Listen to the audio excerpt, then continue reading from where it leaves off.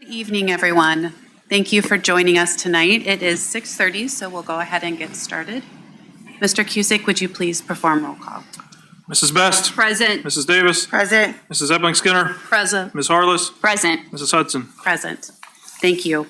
Welcome, everyone. Thank you for joining us tonight for our Board of Education meeting. My name is Nikki Hudson. I have the privilege of serving as this year's president. To my far left is our Vice President, Kelly Davis, Board Member Amber Ebling-Skinner, excuse me, Amber, our Treasurer, TJ Cusick. To my right, our Superintendent, Dr. Bowers, Board Member Stephanie Hardless, and Board Member Jennifer Best. If you'll please join us for the Pledge of Allegiance. I pledge allegiance to the flag of the United States of America and to the republic for which it stands, one nation, under God, indivisible, with liberty and justice for all.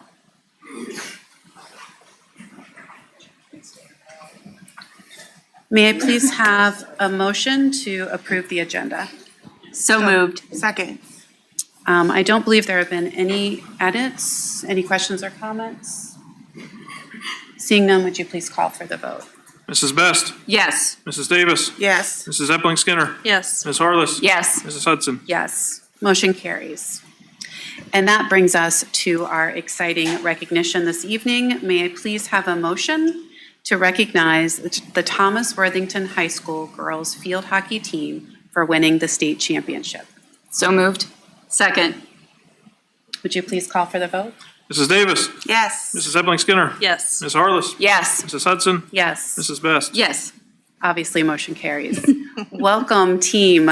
I'm going to ask, if you will, for all of the members, I know that Coach Terry is not here today, but I believe several of your assistant coaches are here, as well as perhaps your manager, Addie Albert, scorekeeper. I know Principal Almondson is here, Assistant Athletic Director, everyone who's here to celebrate, minus parents, sorry. Please come on up.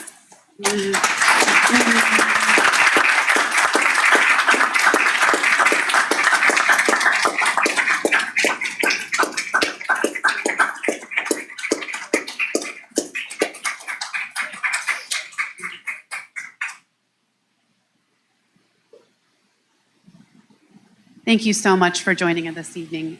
It's truly a pleasure to get to celebrate your successes. Do any of you know what the phrase "twice Pete" means? It's okay, it's not a quiz. I had to look it up.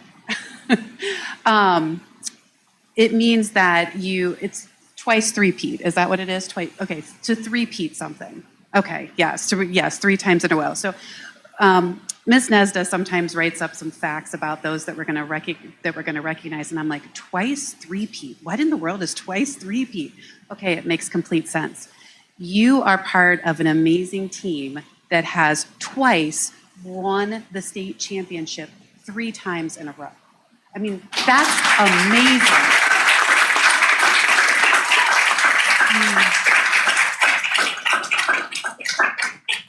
And the only team in Ohio to have done that. Now, I'm going to share an additional fact that I learned during their season, which just knocked me off of my seat. Every single one of the athletes that are standing in front of you are scholar athletes as well. So, yes, please.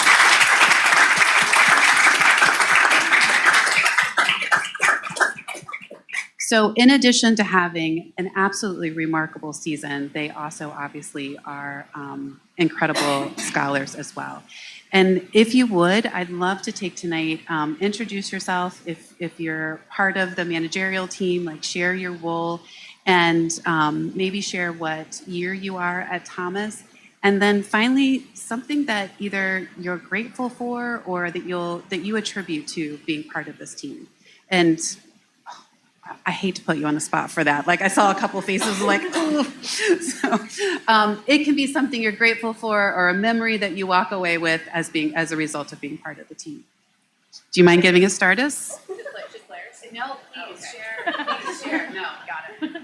I'm Maddie Gels. I'm one of the assistant coaches here. This is my first year with the team, so just really thankful to have been a part of the experience and a part of the three-peat. I'll keep mine short and sweet. My name is Katie Thompson. This is my first year in Worthington, both as a teacher and a coach. My favorite part of the season was truly coming to practice and seeing them every single day. No matter what happened, they truly brightened my day. My name is Adeline Albert. I'm a senior and I'm team manager for this team, and I'm just grateful for just the entire family that Thomas brings to us. I'm May Conroy. I'm a sophomore at Thomas. I'm the team's goalie, and I'm just super thankful for all the friendships I've made over these past 2 years. My name is Sophia Borges, and I am a forward on the team, and I'm just grateful for my team because I love them so much. My name is Reese Decker. I'm a freshman, and I'm just so grateful for all these girls that became my sisters. My name's Elle Pasquinelli. I'm a senior, and I'm thankful for these girls who got me through 4 years of my life. My name's Samantha Kendall. I'm a junior, and I'm thankful for all the seniors and all of the bonds I've made with this team. Hi, I'm Taylor Carnes. I am a senior, and I play forward, and I'm just thankful for the family that I've gotten through this program, and especially for the seniors that I grew up playing the sport with. Hi, I'm Julie Conroy. I'm a midfield, and I'm a senior, and I'm really thankful for all of the good friends that I've made. Hi, I'm Molly. I'm a senior, and I'm really thankful for the friends that will last a lifetime. Hi, I'm Maggie. I'm a sophomore, and I'm really thankful for the friendships and the opportunities that field hockey's given me. Hi, I'm Jaden. I'm a junior. I play defense, and I'm really thankful for all the memories I've made along the way. Hi, I'm Eiley. I'm a junior, and I'm so thankful to be a part of this team and all the friends that I've made. I'm really excited to spend one more year with all of them. I love that so many of you talked about the personal bonds as well. Obviously, when you spend that much time with each other, you create very strong personal relationships, and that you'll carry those forward. Can we have another huge round of applause for these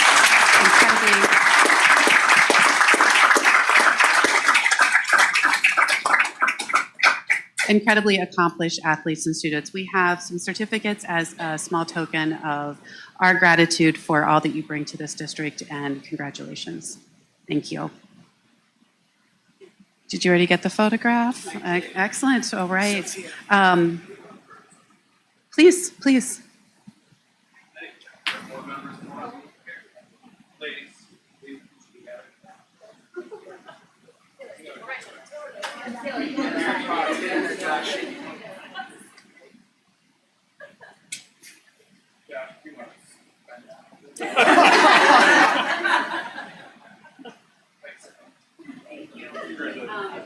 It's a little hard to pass out certificates because everyone's standing. I was just going to ask that. Okay, thank you very much. Congratulations. Thank you.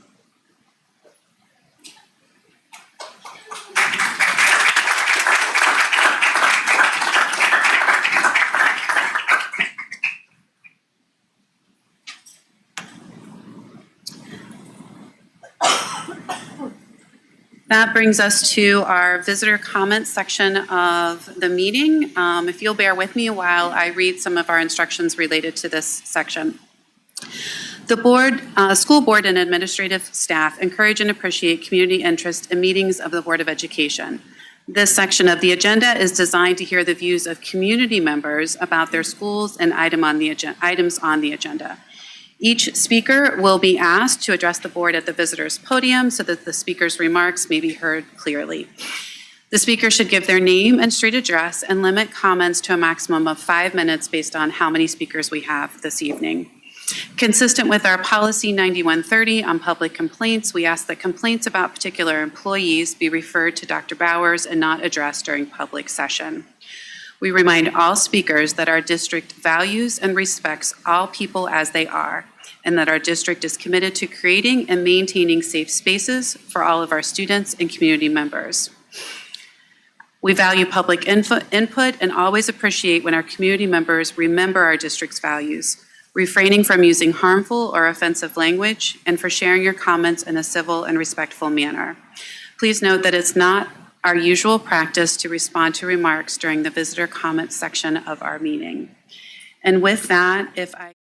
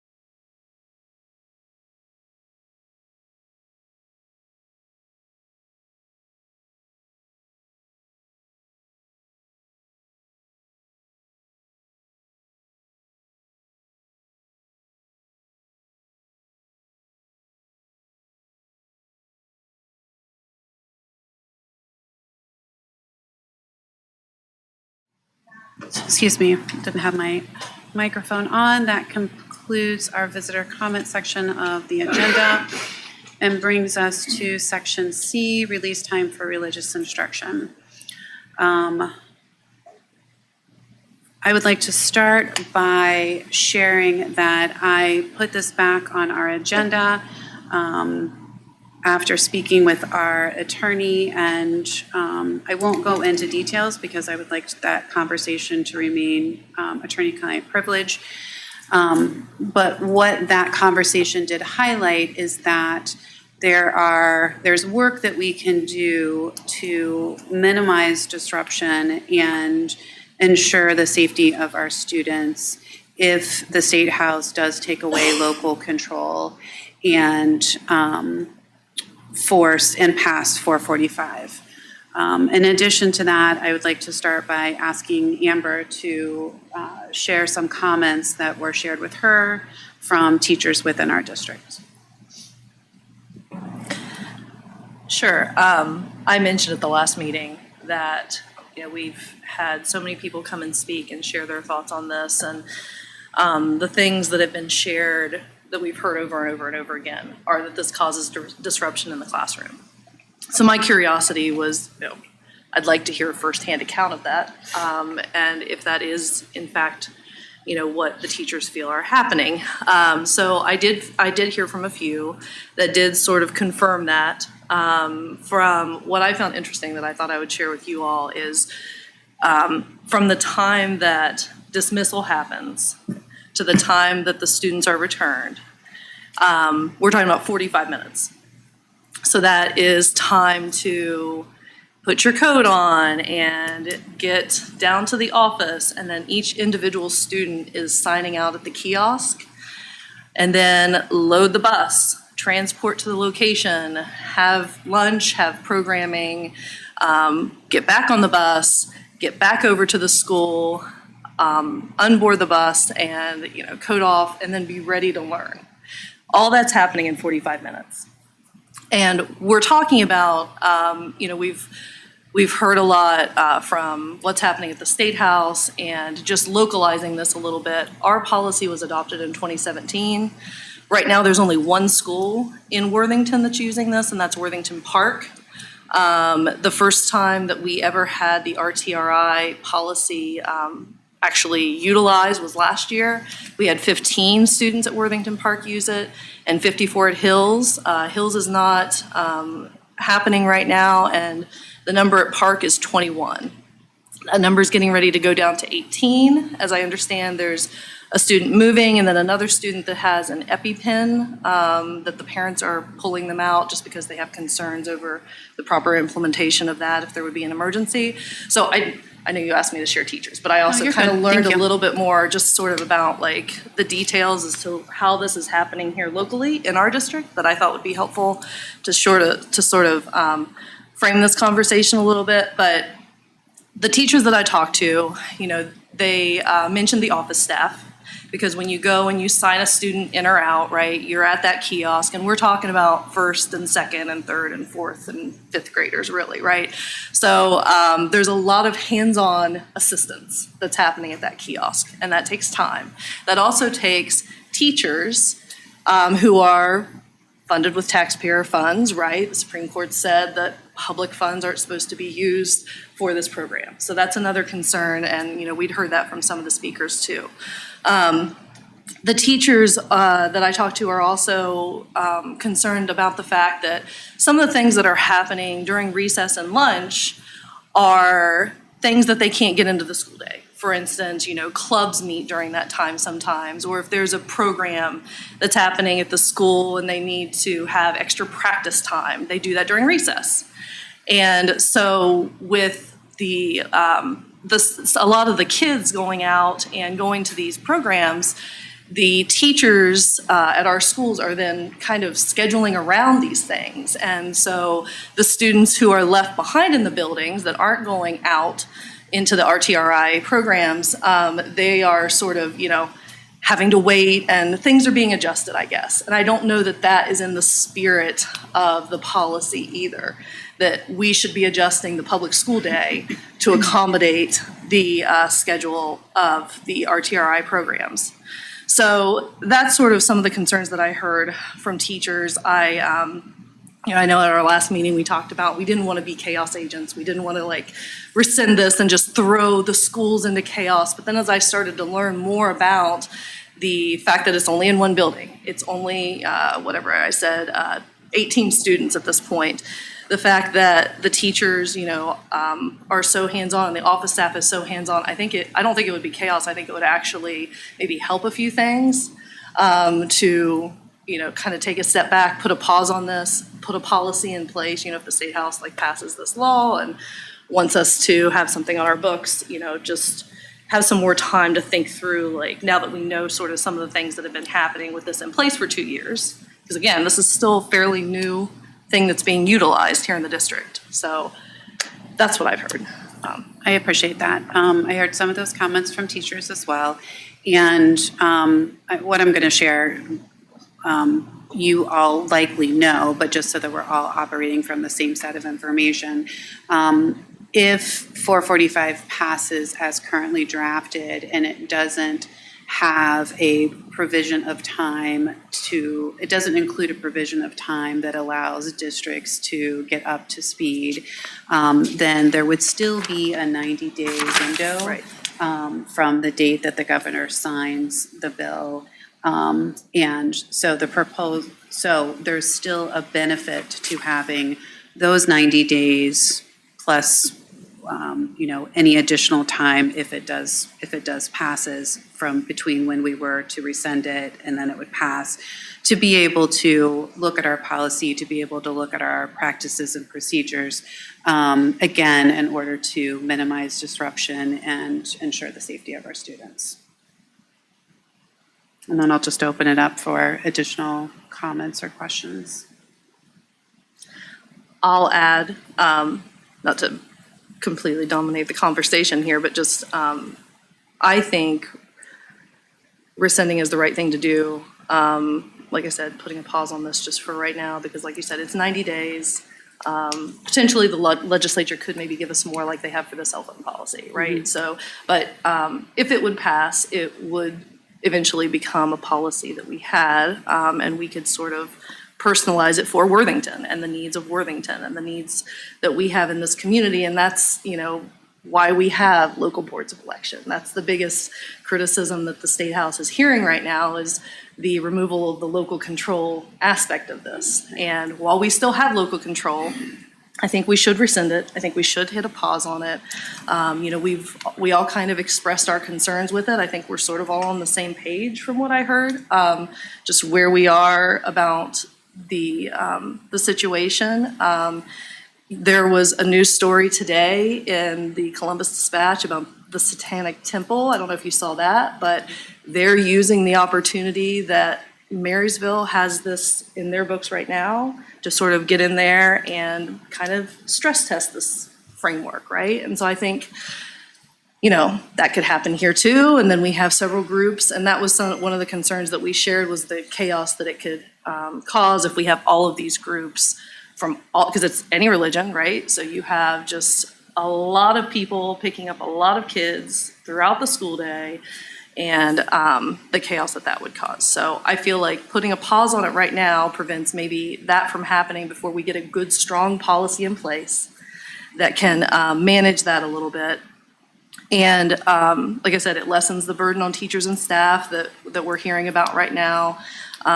It allows us time to see what the General Assembly is going to do, and allows us to update our policy accordingly. In the meantime, gives us an opportunity to do a little bit more, thinking and research and talking to some of the public that's come and spoken to our meetings, right, and hear from them a little bit more.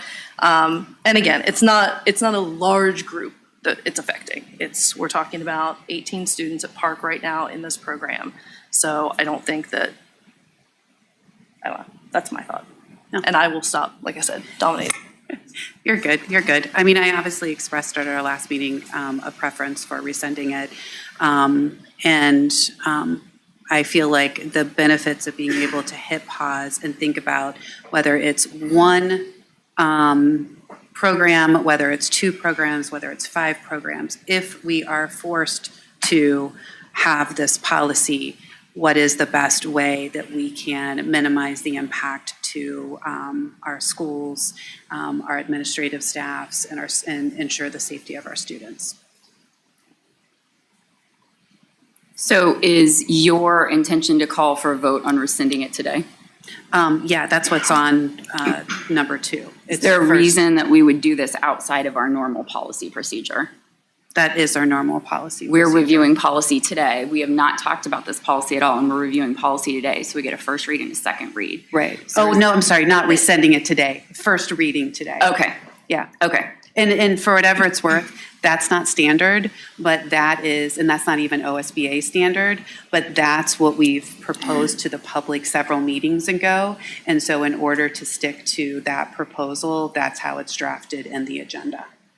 Okay, so it is not in our packet, but we're going to review it as part of the packet, correct? No, it is listed as number 2 on the agenda, and it says rescission of, which just means that it's removed. I understand, but I'm trying to be clear that we're talking about treating it as everything else in the packet, not working outside of that, correct? I don't really understand your question. Number 2 on the agenda, after we have this discussion, Yes. is we will go through everything that's in the packet from Neola, and then separate apart from that, it says rescission of policy 5223. Okay, I understand. I am just trying to be clear so that everybody here is clear as well, so that we all know what we are not voting on and are not talking about. I apologize. I'm just trying to be clear when this is part of the agenda today, and obviously, as I stated last time, I am also concerned. I'm just even as a new board member, making sure I understand what the procedure is to do this in a way, because it was not part of the packet. So I'm just trying to be clear. Okay, so procedurally, we do not have to, just so that we're all on the same page, we do not have to, and it's even not OSBA practice, we do not have to have 2 readings for rescinding a policy. But because several meetings ago, and I don't even remember what it was, but when we first started talking about this policy, that's what we said we would do. That's how we have it structured right now. So it's just a first reading, and the first reading also doesn't, so the first reading is a preface to, it applies to both the Neola policy updates and the rescission. Maybe that's what wasn't clear. First reading of the Neola policy update, first reading of the rescission. Okay. So sorry. Thank you. Yep. Kelly, were you going to say something? Just that our bylaws do say for us to have a first and second read. So that's why we're doing it that way. Yeah. And so Nikki clarified is that this will be Neola. This thing. Neola update, and then this is right. Then we'll have gotcha. the first read of the 523. But generally our policy is to do it the way that we have been following. Is that what you're saying, Kelly? Yeah. So that's how it's listed as the first read for both. Okay. Okay. Kelly, that makes sense. Yeah, can you clarify, does our policy actually state for rescinding policy as well? It does. Does it? Okay, I didn't catch that. Thank you. No, it's okay, because we have talked about like adoption amendments. Mhm. And so when I went back, we have a bylaw that says for adoptions, for amendments, and for And rescinding rescission. Okay, policy, rescinding. there Thank needs to you. be a first and a second I can read it so if that's anybody why. cares. I've got it. Yeah, I pulled I've it got up and highlighted right here, it too. yeah. So, Excellent. Good. They're right. There is though, if we wanted to, I'm not advocating for or against it, but there is, you can suspend the rules by a vote of 4 members and bring up the proposal for immediate action. So we could vote for it tonight. I think it needs to be in case of like an emergency. Yes, it said, well, not an emergency. It says if it's in the best interest of the district. I personally don't see any need for that. I would propose that we continue to follow policy and our regular practice. Okay.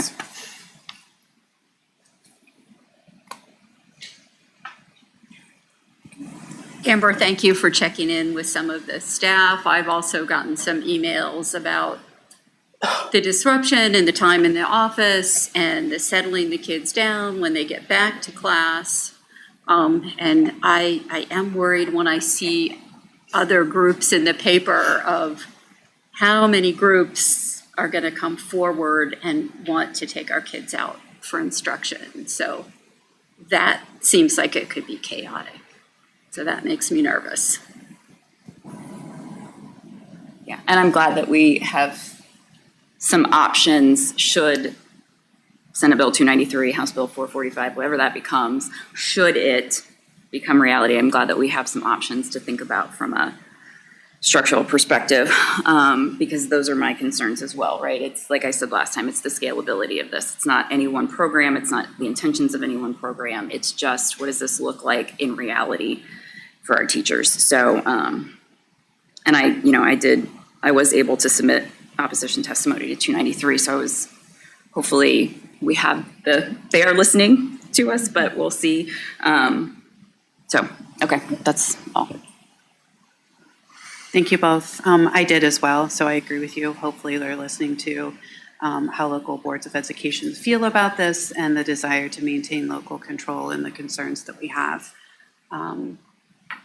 Any additional thoughts or comments? Yes, I'm looking at you, Kelly, because Jennifer and Stephanie both spoke and Amber has shared her thoughts. Right, and I do absolutely appreciate the conversation. There's like a dramatic pause. I guess I just don't have anything different to say that I said the last time. I think we need to be consistent with what we do. I think we need to lessen distractions, which is the theme that's going on and throughout the whole state of Ohio. I value public school, and I value our students being in public school all day long. And I value lunch and recess. You know, there's the book that is referenced when we're talking about cell phone policies and interaction and engagement with students. So I don't have anything additional to say as far as that goes. So Okay. Okay. Thank you. So that does bring us to section 2 under C, which is the first reading of both the Neola policy and first reading of the rescission of policy 5223. If you'll give me just a moment and I will pull up my cheat sheet on our Neola policy. What'd you say? The giant printout, yeah. I'm grateful that Kelly brought the giant printout because it may require us to reference some of the exact language.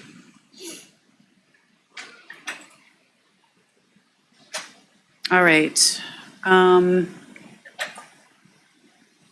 So as you can see, there are a large number of updates that are being proposed, a majority of which we discussed through during our policy committee meeting, aligned on language within the policy, in large part just to ensure that the policy complies with local law and changes that have taken place within the law.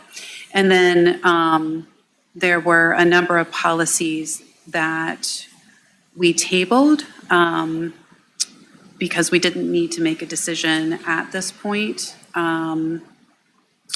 And one policy that we wanted to discuss, and then two for discussion, excuse me. One that we wanted to discuss and one that we don't currently have, and we wanted to make a recommendation to amend and adopt it. So with that very, very long overly verbose introduction, excuse me. Let's look at, let me just say, were there any questions between 100 and 166 where we, the policy committee made recommendations to adopt the policy as marked and as was shared with you? Can I ask one question? When we're looking at this, the strike-throughs, that's existing policy that we're removing. The green, is that new text? So the green is new. Okay. Then the red is what, in the strike-through, is what Neola is recommending to strike through. Mm-hmm. They don't have yellow on this one, do they, Nikki? I don't remember seeing any. No. Okay. So Tracy Love Tracy. Love Tracy. Grateful for Tracy. What we get, just so just so you guys know, so when Nikki and I, or the policy committee, gets a packet, it's marked a little differently than what you see today, okay? And so what you see today is Tracy taking the information that we had during our policy committee meeting and applying the options that we recommend that we're bringing to you. So some things that were in the original packet are different than what you see here, okay? And so what you see is what we agreed as a policy committee to bring to you. Okay. Right? Gotcha. Does that make sense? Yep. Okay. Thank you. So this from 100 down to, what Nikki, you said? I think 167 is the 66. first one up for discussion. So some of them are marking to adopt the policy, and some are marking to rescind the policy. Correct. So while they're rescinding those, and these are our bylaws. So they're rescinding them because they're cleaning it up and making it consolidated. So if you could read through that. So if you have questions about that, that's why there's an adoption versus rescinding it. Okay? That makes sense? I do have a question, I think, and again, this is the first time I'm going through this, so I'm gonna have a lot of questions, but I think it's better to ask now. Yeah. So if I'm looking at page 3 of 4 of 100. Okay. Definitions, okay. No. 100 is definitions. Oh, sorry, yes. So my only question is this, you're recommending option number, the second under option number 1, although the grandparent is authorized, blah, blah, blah. Correct? Likewise, although yes. Okay, so my only question is the main difference I see is that the longer and more verbose gives the grandparent in question more options like approving dental and things like that, and school counseling, and I didn't know if that was a concern if we didn't choose that. It's not a concern that's been raised, and it wasn't a concern that was raised during the discussion. Like, it hasn't separately been raised, and it wasn't raised during the discussion. So if it were to come up. Clarify your question, I'm sorry. So if we look at page 2 of 4, Are you looking at the, I'm sorry. 100. To interrupt you, I don't. Yeah, mean no, to it's okay, interrupt you. sorry. Are you looking at the original packet or the updated packet?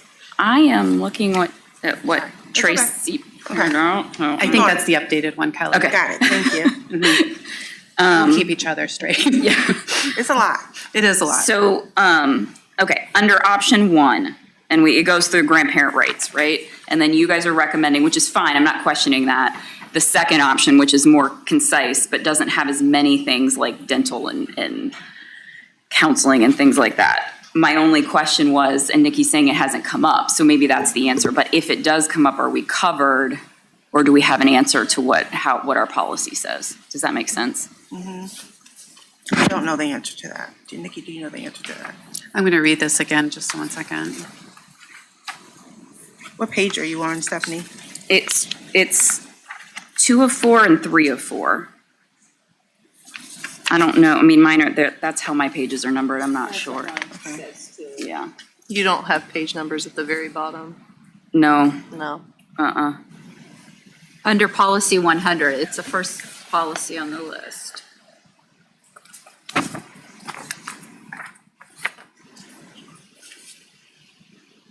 I don't know why I don't see number 1. That's what I'm sorry. You're fine. Okay. Stephanie. This is probably a nothing, it was just. That's where teacher said. Yeah, it's the third page of section 100 of definitions. Yeah. And in the electronic version that Tracy provided us, it does say 3 of 4, like Stephanie's alluding to or referencing. I see that now, yeah. And so, so we don't necessarily need to answer that right now because we are going to do a second reading. Yeah. So that's fine. I wanted to flag that because I don't know if it came up or what. And sorry, what were you, I was distracted by the page. We're never going to talk about dental again. So on the option, where we have the drafting, make one choice under option 1 Yes. and 2, right? Yep, So got it. both of the options that we are not currently planning on selecting are longer and include things like can approve psychological or dental treatment for the student, blah, blah, blah, blah, blah. Mm-hmm. The shorter version does not, and I was just kind of asking, why? yeah, what our thoughts were around that, that's all. And again, we don't have to answer it today, but if we could look into it, maybe. Yeah, I'd be glad to as well. I mean, the only one that I could imagine potentially being applicable would be psychological, if our therapists would fall under that. Well, that was my Because thought, because I think dental it would. wouldn't, right? I mean, I don't know, maybe to my knowledge, we don't have. I think we do screenings in elementary, don't we? Did I make that up? I feel like. I've we do never dental. recalled a Yeah. dental screening. Or is that just maybe not vision? in our district? Or maybe it's vision. I know we do vision. That too, yeah. And so you're right, the vision would fall under medical. Yeah. And I don't know if our therapist services would fall under the psychological. So why don't we make that a takeaway for our council? Yeah. And if obviously these are situations, just to contextualize this for everyone listening, where the grandparent has been given power of attorney over the student, we wouldn't want to restrict them from the services that are That's right. available within the It's a district. very fringe case, right? Yes, But yeah. especially psychological stuff, we don't want that to be an issue. So we'll put that under a list for our attorney and get clarity on that one. All right, that's my only one in that stretch. Does anyone else have anything between the changes recommended from 100 through 166?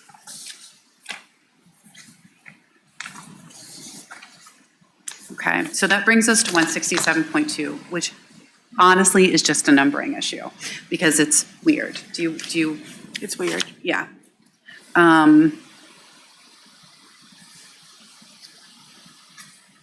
So I'll try to explain it.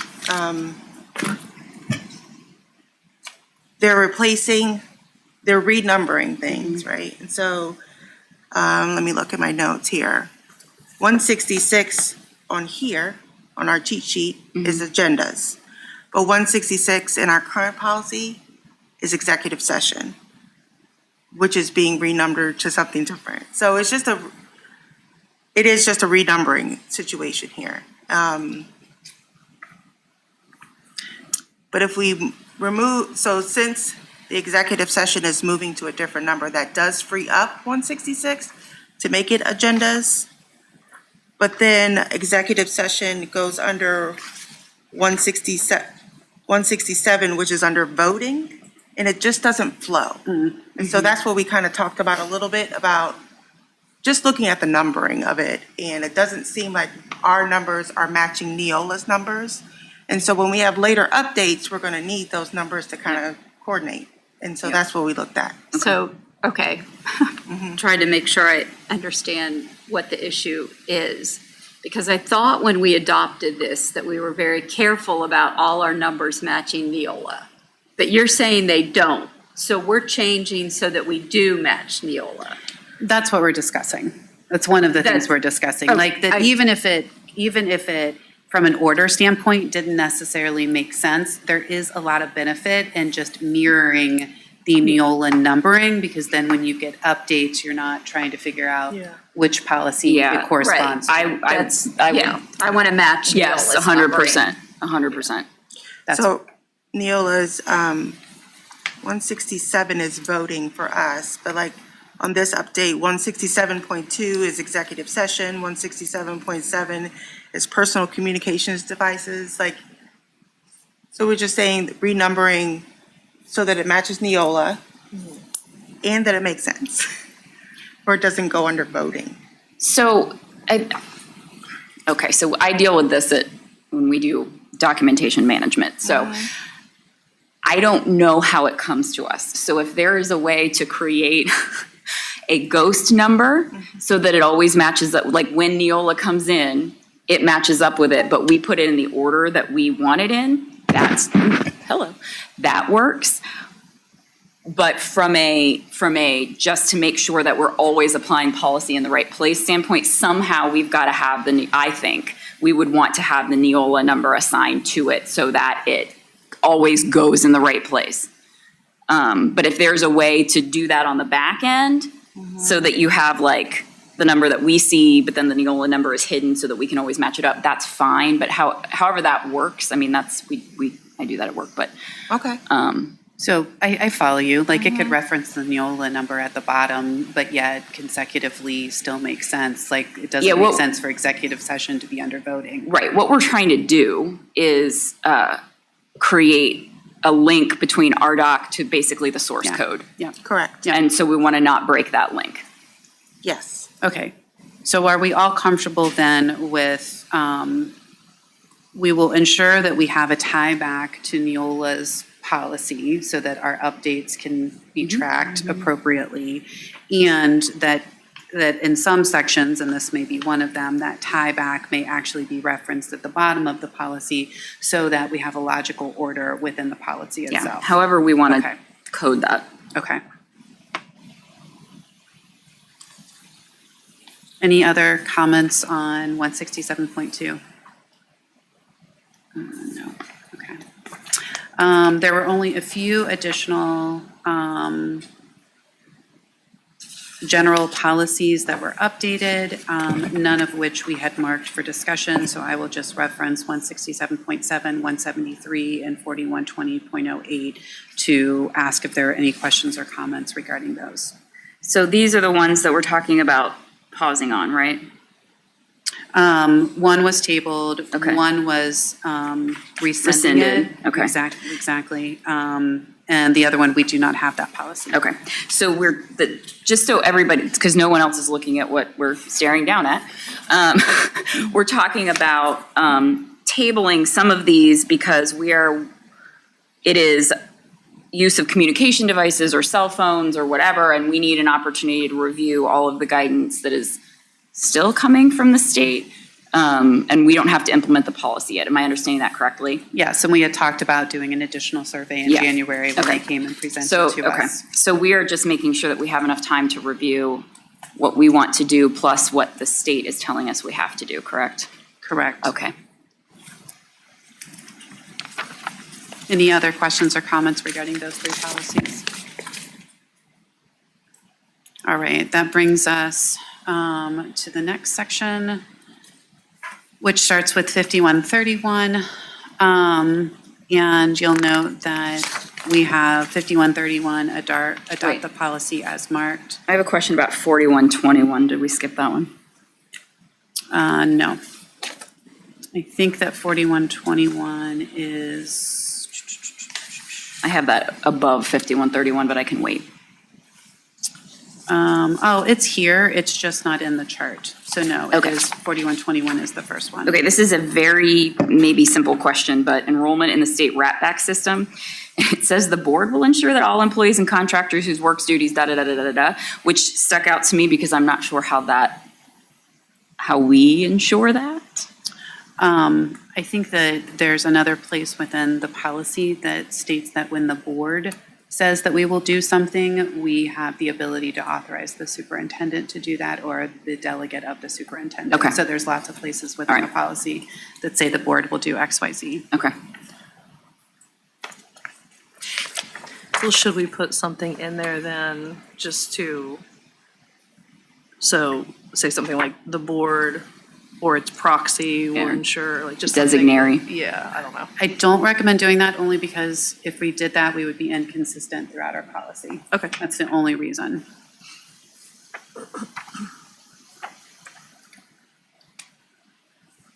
All right, that brings us to 5131, student transfers, where we recommended adopting it as marked. And then the next two policies, one relates again to personal communication devices, which we are tabling as we're still exploring what's best for our district and still have time to comply with the law. And then the the next one is one that we do not currently have related to electronic equipment, and we recommended adding and adopting as marked. I just have a typo, I think, on the first page of 513601. Almost everywhere throughout it says parents and guardians, and we just missed guardians in the line there. And I can show you where that is, but I think we need parents and guardians in there. Yeah, it's on, well, if you're looking at my page, which is one of two, at the bottom, it says annually the board provides notice to parents, et cetera.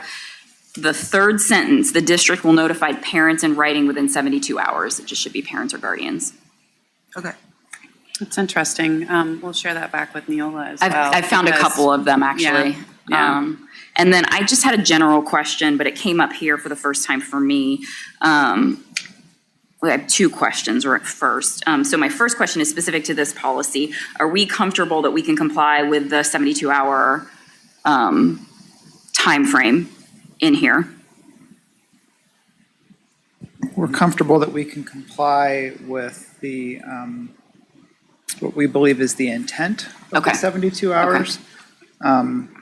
But we expect that 72-hour clarification and some legislation change sometime in the next month that cleans up the 72-hour part of this. And my understanding is there's agreement by legislators that they understand that cleanup needs to happen. Okay. And then my general question is there somewhere in our policy that specifies when we say days, if that means school days, calendar days? I love these questions. I'm sorry. I like it. I don't know. I think that most of the time I see it specified within the given policy as to whether or not it's calendar days or Because there's a couple business references it, and it does not. I mean, I'm in trouble about that at work. So I know. I noticed it a couple times, so I wasn't sure how we handled that. We can look at that as well. Okay. And I would say that if we don't have an overarching policy that specifies or definition that says it's one or the other, then we'll just ask our council to ensure that the ones that reference days are edited in a way that complies with the law. Okay. Stephanie, just to clarify, like, where does that question come from? Is it that same policy?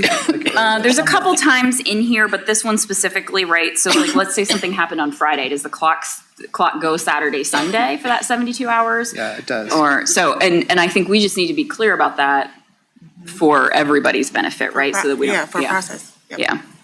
Okay.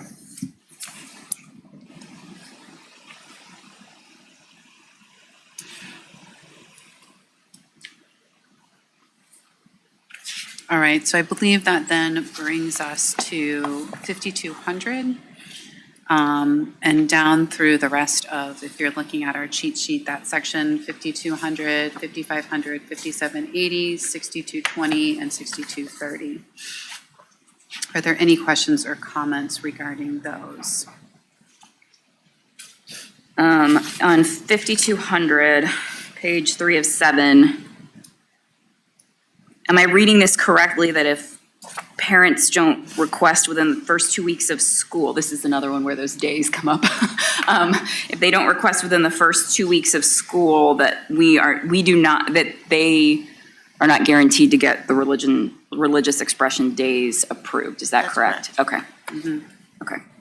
But again, that's another one where we probably need to clarify what 14 days means, or if it's somewhere in the policy or whatever. Gotcha. Yeah, I think pursuant to the law, it's calendar days, but we can, again, we'll make sure that. Just so that people, because Yeah, as you're reading it, you want that clarity. Makes sense. Okay. TJ, can you give a brief description for 6220 as to why you recommended for us to keep the policy? You'll be able to say it better than I can. That's the budget preparation.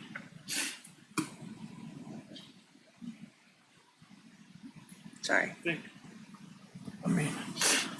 I think ours is more detailed than Neola's. Okay. I don't have to. No, you're exactly right. One is simple and one is detailed. And those are two options for addressing cash balance reserves. I mean, I will just say this is one of the things I'm most happy about my career here at Worthington is putting this sophisticated reserve in our medical insurance program. Not many districts have this kind of thing. And so that's kind of why we wrote this through a lot of peer review. But I mean, it's more detailed than it needs to be from the Neola's standpoint. Mm-hmm. But your point is well taken, because historically we have had a lot of questions regarding our cash reserve, and so it was intentional, and it was considered a step in the right direction to have it within our policy to specify what we keep in cash reserves. That's not something that we should be touching. That's for those emergency situations.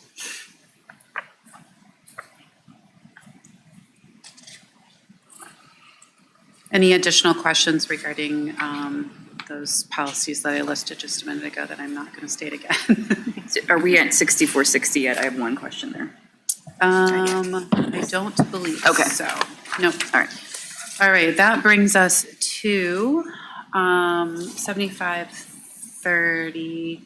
You just said 6460 is right above. Would be. Yes, there it is. Again, it's not in so now we are. Yes, now we're at 6460. So page 2 of 3, there's two more examples of where at one point it says parents or guardians and students, and then we've switched just to parents and students. Where they left out the guardians in the second reference. Yes. Good catch. Thank you.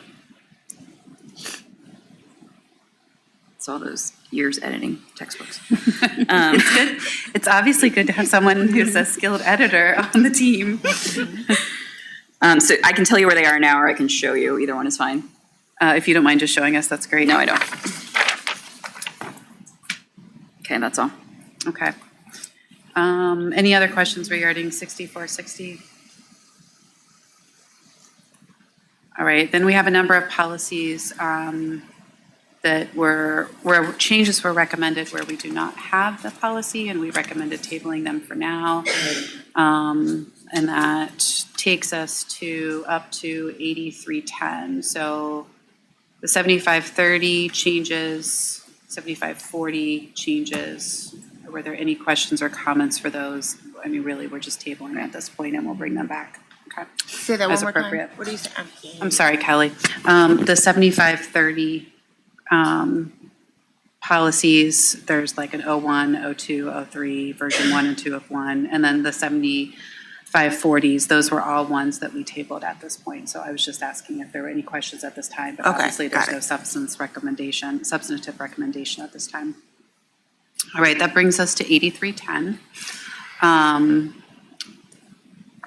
And from 8310 through 7540, we have recommended to adopt those as marked. Does our resident editor No, I don't have anything. find anything? Just for 8310, just pointing out, the clarification about what can be released in a public record. So just make sure that we're hyper mindful of that information as we prepare, the district prepares, our administration prepares public records. Yep. And the 9160, we kind of already addressed. Yes. Prior. Those are the last two of those.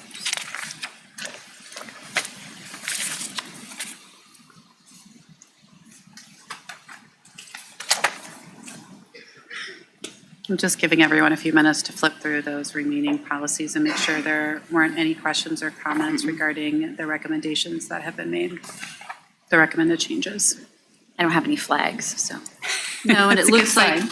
these last ones were reviewed by TJ, all these financial ones, so I assume you're okay with these? They probably follow what we do? They do, and I don't know that we have much of a choice. So Edgar, UGG is uniform grant guidance, so these are applicable to when we receive federal grant funds, we have to follow them, so they're just updating our policy to mirror the law. Regardless of whether we accept the policy or not, we'll comply with the law. This is what Neola teased us with in the first place, this little packet. And then they said, oh, just kidding.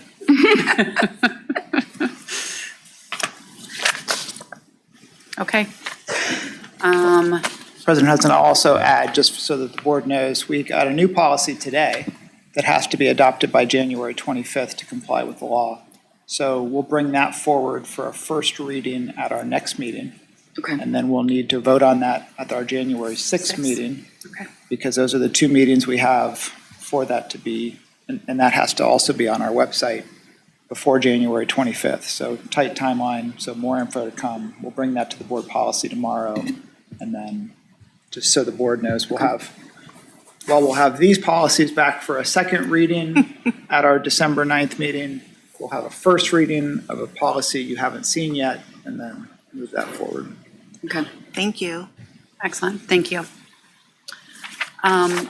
Any questions or comments regarding the first reading of rescinding policy 5223?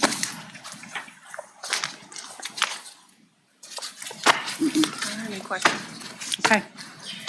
All right, that brings us to our 5-year forecast. Mr. Cusick.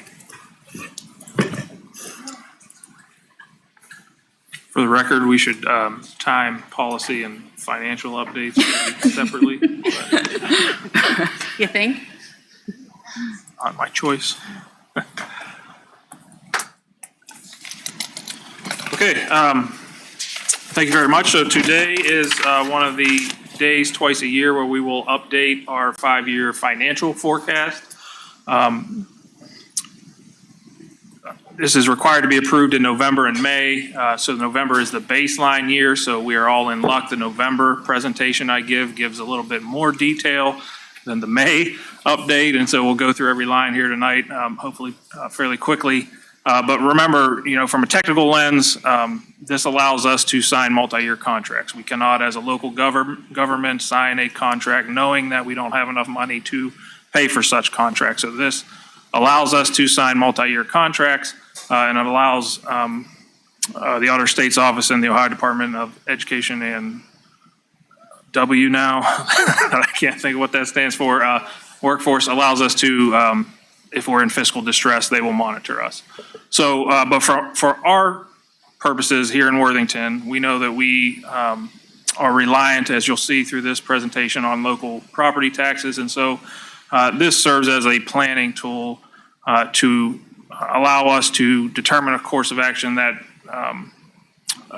presents itself for reasonable levies at reasonable intervals, right? We know we have to go back, and so we monitor this and plan our revenue and expenditures accordingly to maintain a reasonable levy pattern, and that's really the practical purpose of our forecast tonight.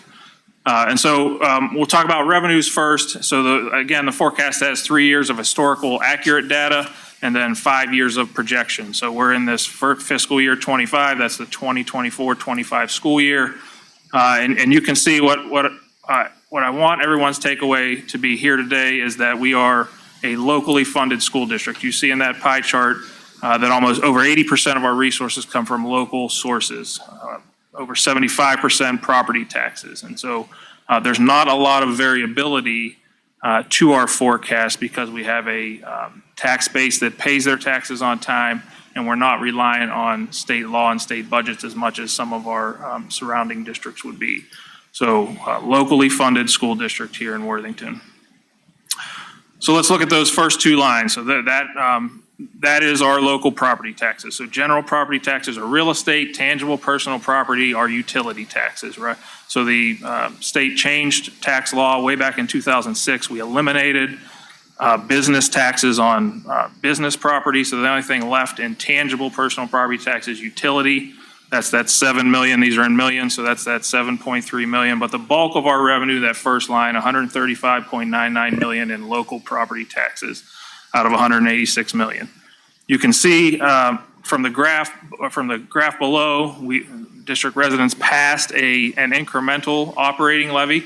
So we add 2 mills in the next 2 years. So we added 2.9 in collection year 23, and then another 2 mills in 24, 25, and 26. So that's why our revenue is projected to go up, and then it eventually flattens because of House Bill 920. We know that we have to go back to voters to ask for an increase. Property tax laws in Ohio don't allow significant growth from reappraisal. We went through a big reappraisal, but what happens in those situations is the tax rate gets rolled back, the local government doesn't get a windfall, right? So that the tax rate decreases, and that's why you see that eventual flattening off of our revenue there on general property tax. Moving down, the third line in income tax, we don't have an income tax. So lines 1.035 and 1.04 tied together are our state funding. So the state of Ohio funds school districts through a formula. Some of that is unrestricted that we can spend on how we choose. That's the bulk of that. But then they do mandate certain dollars are spent towards certain targeted programs, and that's restricted state grants. Okay, so that's why the difference there. But combined, when you add those up, we get about $24 million in state funding. Now, what I have below in the chart, so, and this is important as we get into the state budget. You can see that fiscal year 22 was the first year of the new school funding formula. And it was phased in, it's supposed to be phased in over 6 years. So 22 and 23 were the first state biennium. And I won't get into details, but when we talk about inputs, the formula comes up with a average dollar per pupil that is what they believe it costs to educate a child. And that's, taking into account average teacher salaries, cost of buildings, books, administration, a lot of variables, but it comes up with a dollar amount. And that dollar amount in 22 was $7,248. Then it comes up with what the local district should generate on its own, and that's based on the wealth, both the income and the property wealth of the school district. So a district like ours should, according to the formula, generate $5,500 locally, so that the state then gives us $1,669, and that was in 22. The inputs remain the same in both years of the biennium. So in 23, it was about the same, 72.43, except our local share went up to 58.73, and so our state aid went down $300 a kid, and that's because property values went up. And so when we talk about, and you can see that happen again in the next biennium. So fast forward to 24, 25, they updated the inputs. So they updated the metrics based on inflation. So now it's $8,098 a student. And our local capacity is $6,073. So we actually got $2,025 in state funding. But then this year we dropped to $1,532 because that local capacity went up because we had a big reappraisal. And so as we talk to our state lawmakers, that's the importance of keeping both sides of the formula moving with inflation. The inputs are what it costs to educate a student, but then the capacity is based on property wealth. And the formula works if you update both simultaneously. That's how it was designed. But if we allow for just the capacity to grow, that reappraisal to go, and we don't adjust the inputs, then we're going to get less money next year. And that's why I have question marks into the future. I have, if you look up above, I have flatlined state funding. The state will begin its budget process next year or next month in January. The governor rolls out the budget. If we continue to finalize the fair school funding formula and adjust the inputs, we will probably get slightly more than I have forecasted. But if we don't adjust the inputs and just let reappraisal work its way through, then that 6566 could become 7,000, could become 7,200, and we would lose significant state funding and really probably get less than we got 4 years ago. All right, so that's why we continue to say it's important to update the inputs. You'll hear that word input a lot, and that's the number that it costs to educate a child that the formula is driven on. And so we'll see. Like I said, we don't depend as much on state revenue as some other districts. So again, if we lose a little here or gain a little here, it's not going to change things dramatically. But it is important that we continue to advocate for that in order to make both sides of the equation work as they should. And then the next line, state share of local property taxes. So this is the homestead and rollback credit. And there's been a lot of talk about this down at the State House recently. So the state currently pays 10.5% and 2.5% if you're owner occupied of your property tax. So that's a law that went in place way back in the 70s when we implemented the state income tax. And so when a homeowner votes for a property tax, the state was paying a portion of that on their behalf. In, that should say 2013. Beginning in the fall of 2013, the state eliminated this provision. So now residents pay 100% of any new levy after 2013. But what we're hearing downtown is that they want to provide a credit, so they want to increase what the state pays on behalf of certain taxpayers, low income, seniors, disabled. And so in theory, if they hold us harmless, you'd see that first line, property tax, go down, but this line go up because the state would be paying us back for that credit. If the state moves forward with a proposal that caps property tax but doesn't hold us harmless, then line one's going to go down and this line will stay the same and the district will lose. So it's important that this line interacts with the first line and that we get all the collection either way. But we'll see. What we're hearing is that likely they will hold us harmless. That could be through an income tax credit on a personal income tax return, but that maybe in the next budget we'll see if there are major changes to property tax. But that is, and that's why this number is flat across, because it doesn't change anymore. So it's projected to be the same. And then the last line of our revenue, what we call all other revenues, really the bulk of this, 6.5 of the 7.9 million is investment income. You can see if you go back to 2023, it was at 4.7, then it went up to 9. That's heavily driven by interest rates. We have a laddered investment portfolio, so we're taking advantage of higher rates. They're starting to come down, but not as fast as people thought. And so that's why you see a decrease in the future, because we still expect rates to come down, but we'll wait and see. And so what happened from this forecast to the last forecast? Not a whole lot. So if you look at our May forecast, we've decreased tax revenue by 3.2 million over 5 years. That's a small percentage. Our utility values went down and our delinquencies ticked up slightly. I don't think that's a trend that we're going to see continue. I think they'll return back to normal, but it does have a little bit of an impact on our projections. And then on state aid, we increased it $500,000 over 5 years, so really no change on the face of it.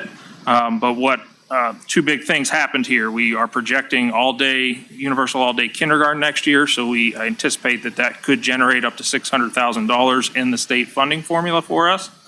But at the same time, our local capacity went up higher than I thought, right? So our property reappraisal was higher than we expected, and so we lost state revenue. So those things sort of offset, but we are projecting, because of all-day kindergarten, an additional $600,000 in future years.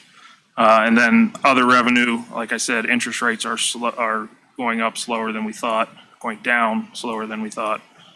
So over 5 years, a reduction of $2.5 million, really no change.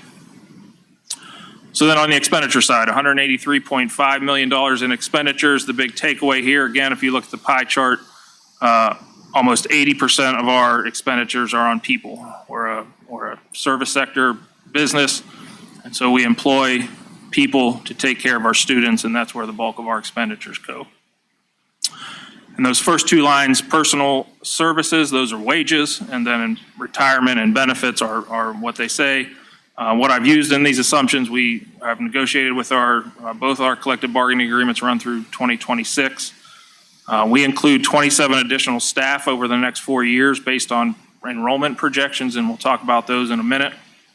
We also include 4 staff for moving to universal all-day kindergarten next year. I do project 7-8 retirements annually, so we do get a significant amount of savings from our retirements. And STRS, the retirement system, recently announced that they were temporarily lowering the age, so that could go up in the near term. But at the same time, they've indicated that they might increase the rate from 14% to 18%. So I don't have that projection in here. That would require legislative change. So this formula or this forecast holds at 14%. And then we did benefit slightly this year. We are taking a 6% increase on our insurance premiums next year. We project what the medical community would say is trend is 8%. So we were slightly under our projection, so we saved, that's about $400,000 each year. So those are the bulk of our first two lines is the bulk of our expenditures. Moving quickly through the rest, purchase service, this is where you can see inflation has hit us the hardest. So we've gone from 17 million a few years to go to 23 million this year.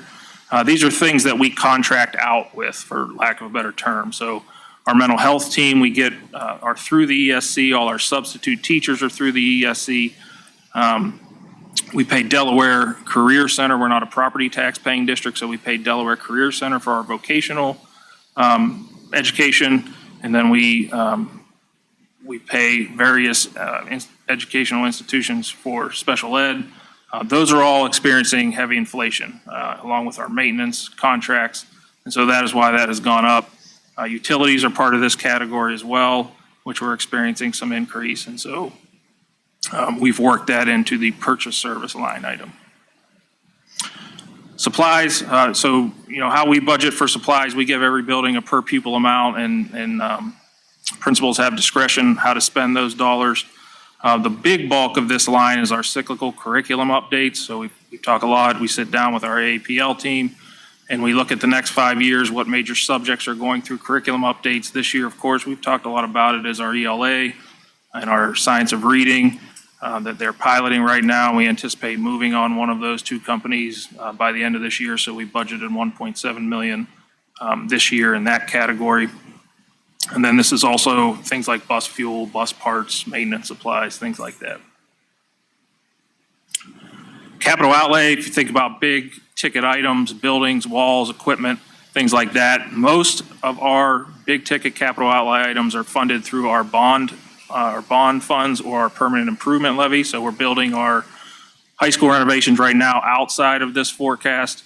But what we do have in here in the general fund are our student devices, Chromebooks. We made that decision several years ago when devices became sort of ingrained in how we test. We felt like we needed to work those into the general operating account. So we provide for about $1.2 million of student device replacements. And then for the next couple of years, we have close to $4 million in improvements to the administrative facilities, roof, windows, parking lot will be next year. And so that's why you see that staggered out between 25 and 26. We've been on a path to replace the exterior signs of our buildings. We've done about 5 or 6 of those. They look great. This summer, Liberty, Sutter, and I think Hills is not accurate. I think it's Worthington Park. But anyway, we have in here money to replace our exterior signs at our buildings and make them uniform. And then lastly, other objects is just basically miscellaneous expenses. Most of this, 2.2 of the 2.7, is county auditor tax collection fees. The county collects income taxes on behalf, or property taxes on behalf of all school districts, and they charge a fee for that. And that grows as the incremental levy grows. It goes up a little bit each year. So again, what changed from the last forecast in May? We have built in salaries for our universal all-day kindergarten program coming up, but we have had higher turnover and higher retirements, and so that kind of offsets. So long-term, we're not adding much to salaries, even though we're rolling in all-day kindergarten. We've benefited from some higher-paid teachers being replaced with entry-level teachers. On the benefit side, as I mentioned, we came in slightly under the 8%, so that has savings. And then in the other line items, our discretionary budgets finished last fiscal year slightly under. And so we're reducing expenditures over 5 years, 2.4 million. So we reduced revenue 2.5, we're reducing expenditures 2.4. We're about the same position as we thought we would be in. So what does all this mean? So if you run this out 10 years, when we think about where we're at, this year, we still have a little bit of a surplus, and then next year, what I have circled in red, our expenses begin to outpace our revenues. We knew that would happen, so we've modeled in our incremental levy, but that expenditure, that deficit grows each year and eventually grows substantially because we don't forecast new levies. We're not allowed to forecast new levies, even though we know we will have to return to voters. But in the interim, we have an unreserved fund balance that can accommodate that. So when we went on the ballot in '22, we knew we would be spending that down. And so as you heard me mention a couple of meetings ago, unless something haywire goes haywire, we'll be in a good place to make it to 2028. At that point, though, our expenditures are increasing about $9 million a year, and that's based on a 4% long-term trend. 9 million is about 3 mills, a little less than 3 mills for us. 1 mill gets 3 million, and so 9 million is 3 mills. That's slightly higher than what the community has supported in the last 4 levy cycles. Our incremental levies, when you add them up, average about 2.25 mills a year, and so 3 mills we're trending slightly higher, but that does include, these numbers do include the 27 additional staff for our enrollment projections. And so if you look at our enrollment projections, so this is over since 2013, we've gone from 9,400 students to currently 10,700 plus students. And I'm going to zoom in here. What you see in front of you is our current enrollment for 24-25, and then for the next 4 years, it's what our analysts projected would be our enrollment each year.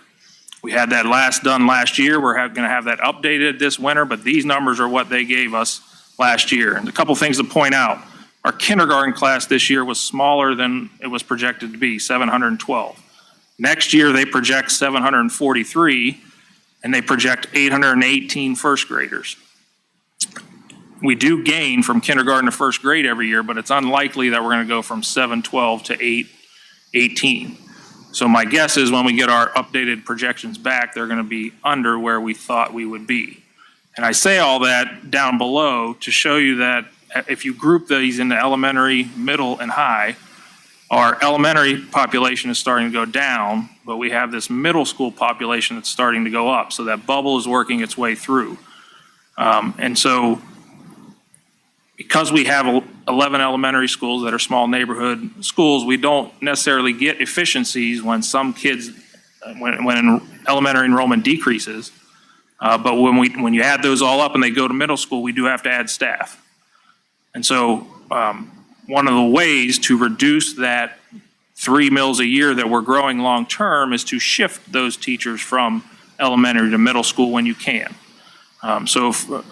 Message is if we want to get back down to a 2.25 levy, we do have to look hard at when we're adding new staff and whether we can shift them versus add them. That would make a difference in helping us to get back down to those 2.25 trend that the community has supported historically if we want to get there. But we'll see. We'll have new numbers from our enrollment analysts this winter, and we'll see where they lay. So I told all you this, and there's a lot of assumptions based on these numbers, some risks to these assumptions. Certainly, property tax law changes are at the height of that. Anytime you see changes to property taxation, a district like ours greatly impacted.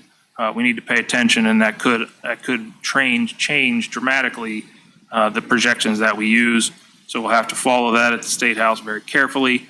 I won't go back over enrollment, but remember now that we have a working formula, enrollment matters on both the revenue side and the expense side. If we have to add staff for those additional students, and then we'll follow the budget process closely when it gets rolled out in January. And again, we should benefit from some additional teacher retirements in the short term, but long term, if an increase to the contribution rate goes through, that would outweigh eventually the savings that we see. So there's a lot of risks to these numbers, but we'll go through them and we'll see what happens. So with that, happy to take any questions. Thank you, TJ. Anyone like to start us off? Thank you, TJ. We appreciate all your work on this and the meetings you had with us to go over things and answer our questions. I appreciate the fact that the forecast shows a levy in 2028.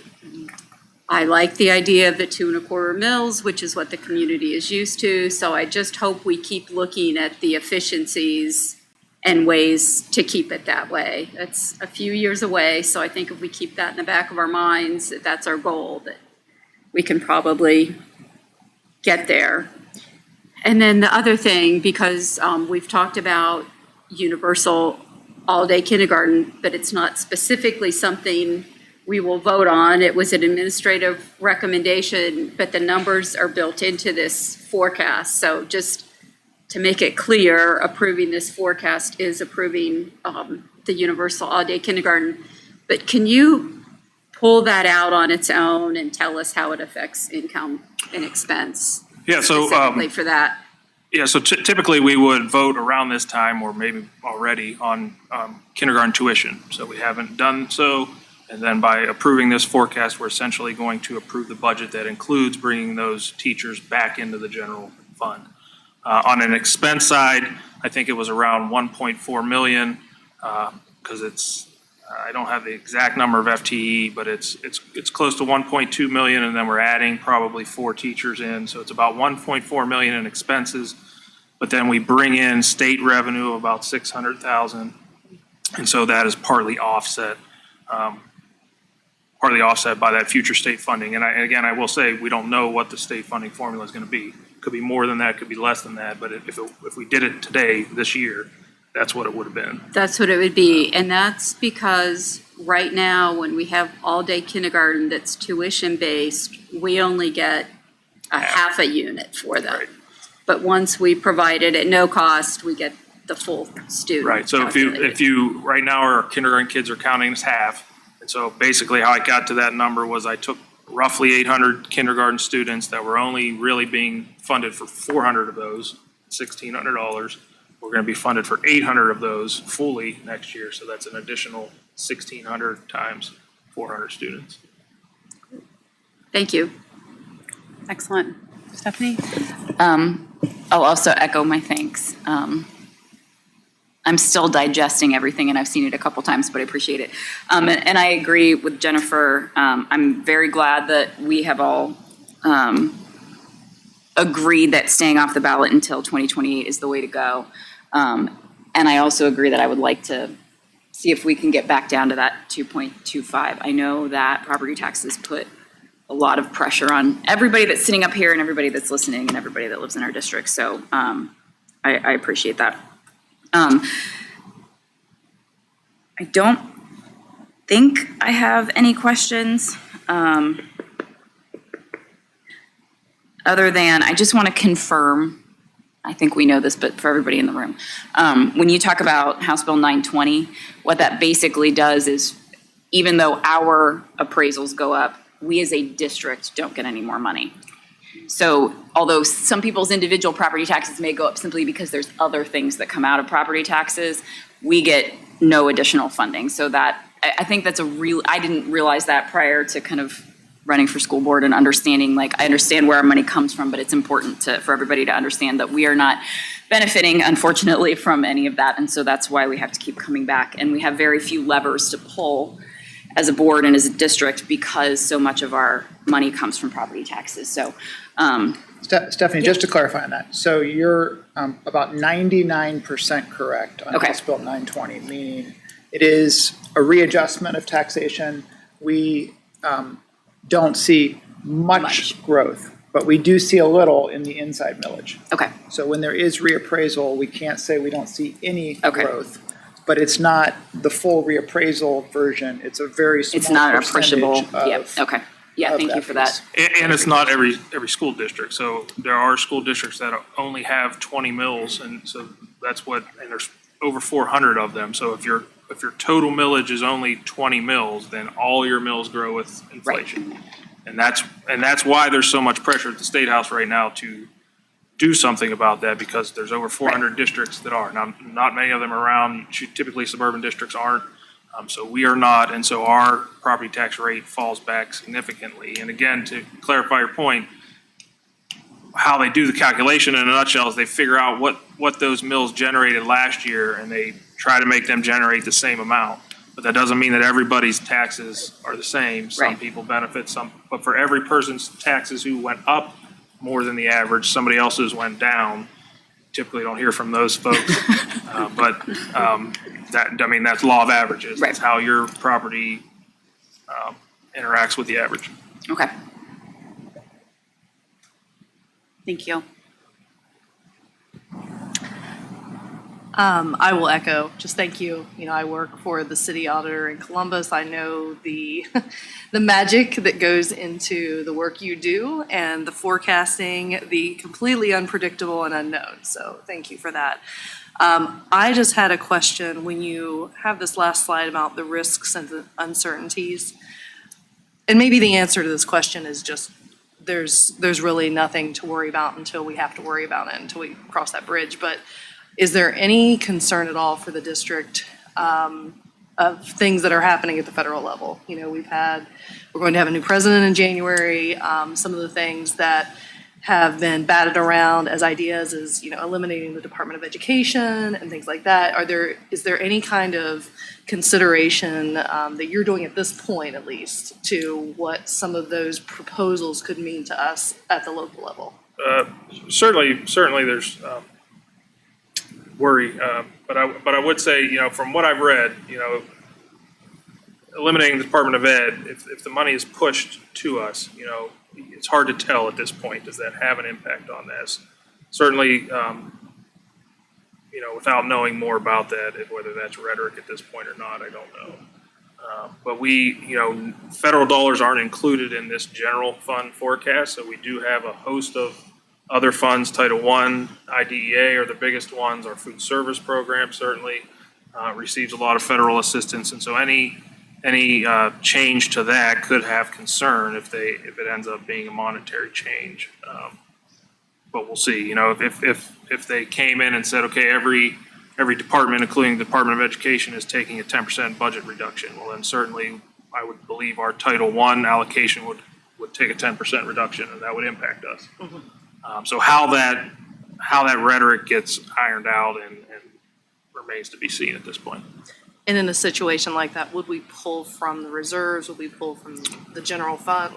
So we'd have to make a decision on whether we would move those staff into the general fund, because essentially the federal monies aren't enough to support them, mm-hmm. or whether we would eliminate the position at that point. Gotcha. Okay. Thank you. Thank you. Kelly? Thanks, TJ. You're always very thorough, and I like Stephanie's like, I gotta, you know, you're absorbing it all still, and I will say, like 3 years in, I'm still absorbing a lot of it, but it does get easier as time goes on, and I appreciate the thorough presentation that you always give, and that you're always so patient with all my questions. My question was about for you to explain the middle school bubble and how that enrollment lessening in elementary school level, but you touched on that. And then I had a question about the change in STRS. And you're saying they're not requiring a certain percentage. Can you just say that part again so I can understand? Yeah, so currently under state law, the employer pays 14% of staff member's salary into the state retirement system. There has been talk about increasing that to 18%, so 1% increase a year over 4 years, so that we would then pay 18% of wages. So, you know, if I rounded it, we're close to $100 million in wages. 1% is $1 million that we would have to pay. So if we went up to 18%, then we'd be paying $4 million a year. Now, the system has, at the same time, decreased the age that a teacher has to make it to retire for years of service from 34 to 33. So we should see more teachers retire sooner. And when we replace a 30-year teacher with an entry-year teacher, we see a lot of savings. Okay. So there's savings that happen up front from that move, but then wages grow faster for a younger teacher than an older teacher. So eventually that savings compresses and becomes a cost long term. But in the short term, we should, you know, I would expect, we'll see, but like I said, I have 7 or 8 teachers in there. We could maybe hit 20, and then we would have a significant savings in the short term for that. Now, the state teachers retirement system was allowed to do that with a temporary measure, so they only did that for 3 years, I think, or 2.5 years, with some odd years, from June of 25 to July of 27. So I think if they were to make that permanent, they would need a legislative change along with increasing the employer contribution rate. So they would need somebody to enter to bring up a House bill, and then that would need approved in order to make that change. Similar to what police and fire just was introduced for police and fire. Thank you. I appreciate Jennifer's clarification about what this means as it relates to all-day kindergarten. I'm excited about that. That's all I have. Thank you, TJ. Thanks, Kelly.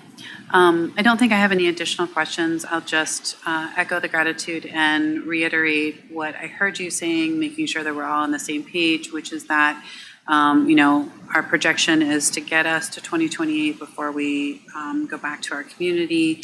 And in order to have the best chance of going back to our community with 2.25 mils or around their incremental levy, in the same range of what our community is used to seeing, that we have to be really, I've been sitting here trying to think of another word than restrictive, but restrictive with regards to additional staff over the next several years, and selective, maybe I'll say. Yeah, it's targeted, selective, I would say. Yeah, and, looking very diligently at all those opportunities where there's a potential for a shift versus adding new. And, okay, I'll go with your selective and targeted descriptor, but message heard, and complete review of the 5-year budget appreciated. Thank you. Any additional questions or concerns? Okay.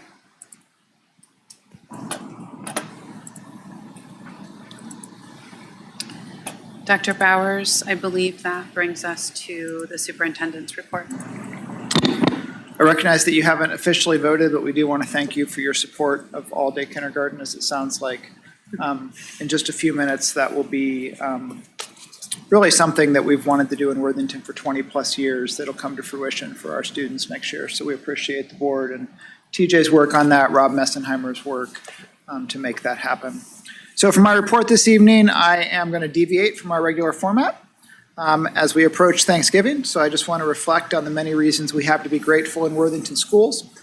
First and foremost, I want to recognize the incredible dedication of our staff members, from the teachers who inspire and challenge our students every day, to our custodial teams who ensure our schools are safe and welcoming, to our bus drivers, our food service workers, our support staff and administrators who keep everything running smoothly every day. Your commitment to our students and families is unmatched. They really play a vital role in shaping our students' futures, and we're deeply thankful. I also want to express my gratitude to our Worthington community. Your unwavering support, whether through volunteering in classrooms, attending school events, mentoring students, approving school levies that fund critical facility improvements, those things make all the difference. By investing your time and resources, you have demonstrated a steadfast belief in the power of public education and the potential of every child in Worthington. So as a district, we're fortunate to have such strong partnerships with our families and community members. We want to thank you for being part of the Worthington Schools family, and we want to wish everyone a peaceful Thanksgiving week. That is my report. Excellent. Thank you, Dr. Bowers. Well stated.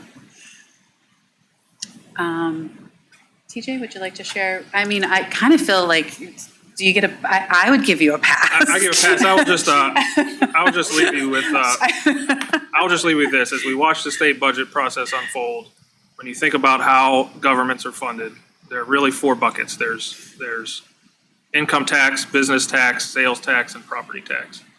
And so as you watch this process play out over the next 6 months, the state of Ohio has really reduced business taxes. They've really reduced income taxes.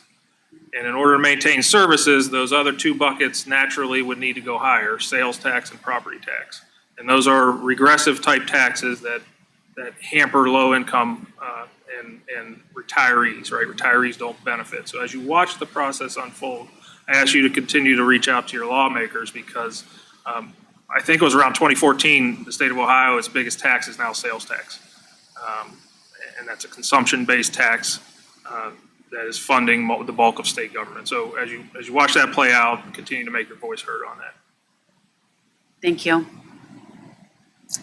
I believe that brings us to board committee reports and announcements. Kelly, do you want to go first, just to switch sides? I only attended one event since our last meeting, and that was PTAC. It was my first PTAC meeting as a board member. Anyways, but so it was good. It was good to be in the room. It was cold, but it was very well attended. So I appreciate all the parents that came out to the meeting in the cold, in the dark. So they talked about their district hospitality initiatives that they have going on now with transportation facilities and maintenance. So they all seemed very excited about that. And they were able to provide T-shirts for all the bus drivers through their drive and donations. So I thought that was really great to be able to show our bus drivers how much we appreciate them. And every time that I'm leaving my housing development and that bus driver turns, and I'm like, how are you gonna make that turn? But they make that turn. And so I appreciate that they get our students to school safely. So that was great. They talked about reflections, which comes through PTAC. And Janet Glazier from Worthington Hills is the chair of Reflections this year. So they mentioned that briefly, and that the deadline for that is December 3rd. So it was just good. Angie wasn't there, but she gave a great report to follow up what's going on here in the district. And I was able to report on a couple things. They had a couple questions about kindergarten and a couple questions about cell phone, but that was about it. So it was good. I do have some other things for the end of the meeting though. Okay, excellent. Thank you. Amber, would you like to go next? Sure. Well, a legislative update, because that's just going to be what we do every single meeting between now and at least the end of the year. Both House and Senate are off this week for Thanksgiving. They're returning next week. There were the caucuses, the respective caucuses met and chose their leadership. Now, that is not official yet. That will be voted on in January, but it seemed to be unanimous this time, as you know, hasn't always been the case. So Jason Stevens, who's the current Speaker of the House, dropped out of the leadership race. Members of the House Republican caucus selected Senator Matt Huffman. He's going to be presumably the next House Speaker, currently in the Senate but term limited. And then the House Dems kept Allison Russo as minority leader. So the Senate, the Republican caucus selected Senator Rob McCauley as their candidate for Senate President. Dems will keep Senator Nikki Antonio as minority leader. Our newly elected state senator, formerly state rep, Dr. Beth Liston, is in a leadership position in the Senate. She's now the assistant minority whip over in the Senate. I shared today with you all, and my apologies if you'd already seen it. It came out last week and I just saw it today. The AI and Education Coalition finally released their report. So I shared it with Angie too. The AI and Education Strategy Report. That's a coalition convened by Lieutenant Governor John Husted. So I haven't had a chance to look through it, but it's in your inbox. Senate passed House Bill 70 with a vote of 30-1. That bill would require schools to adopt a policy regarding the administration of over-the-counter medications. It's now being sent to the governor's desk for signatures, so maybe that was the policy Trent was referring to. I'm not sure. Maybe not.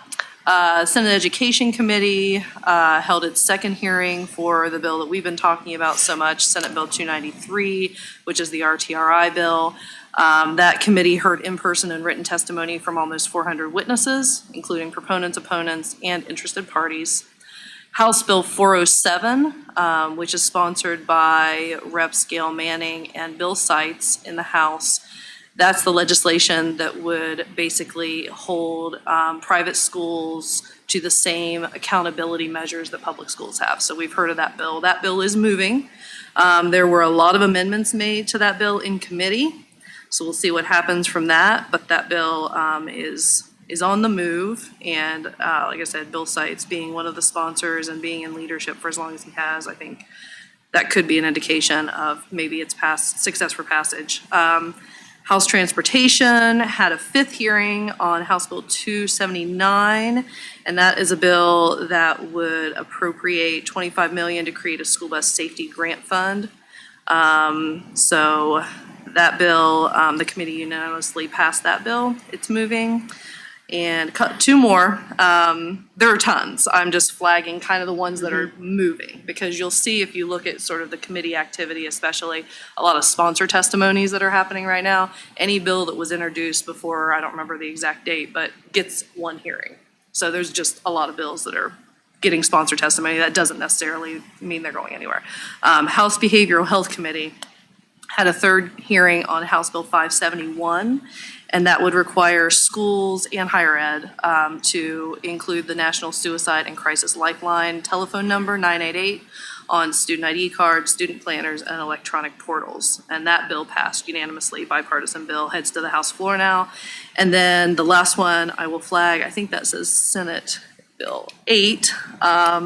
Yes, known as the Unsafe Students Act. This would limit the teaching of certain sexuality content in schools, potentially put student safety at risk. It's possibly, I guess, one of the things that people are discussing is maybe it could become a Christmas tree bill with the Senate bill, the LifeWise bill that we're talking about, and add that all to House Bill 8 as amendments, but we'll see.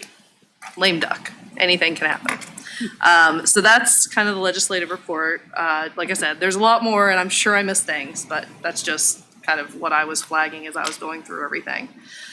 I had a SPAC meeting, which, Emily, I can never remember what this stands for. You were supposed to be there, but you weren't able to be there.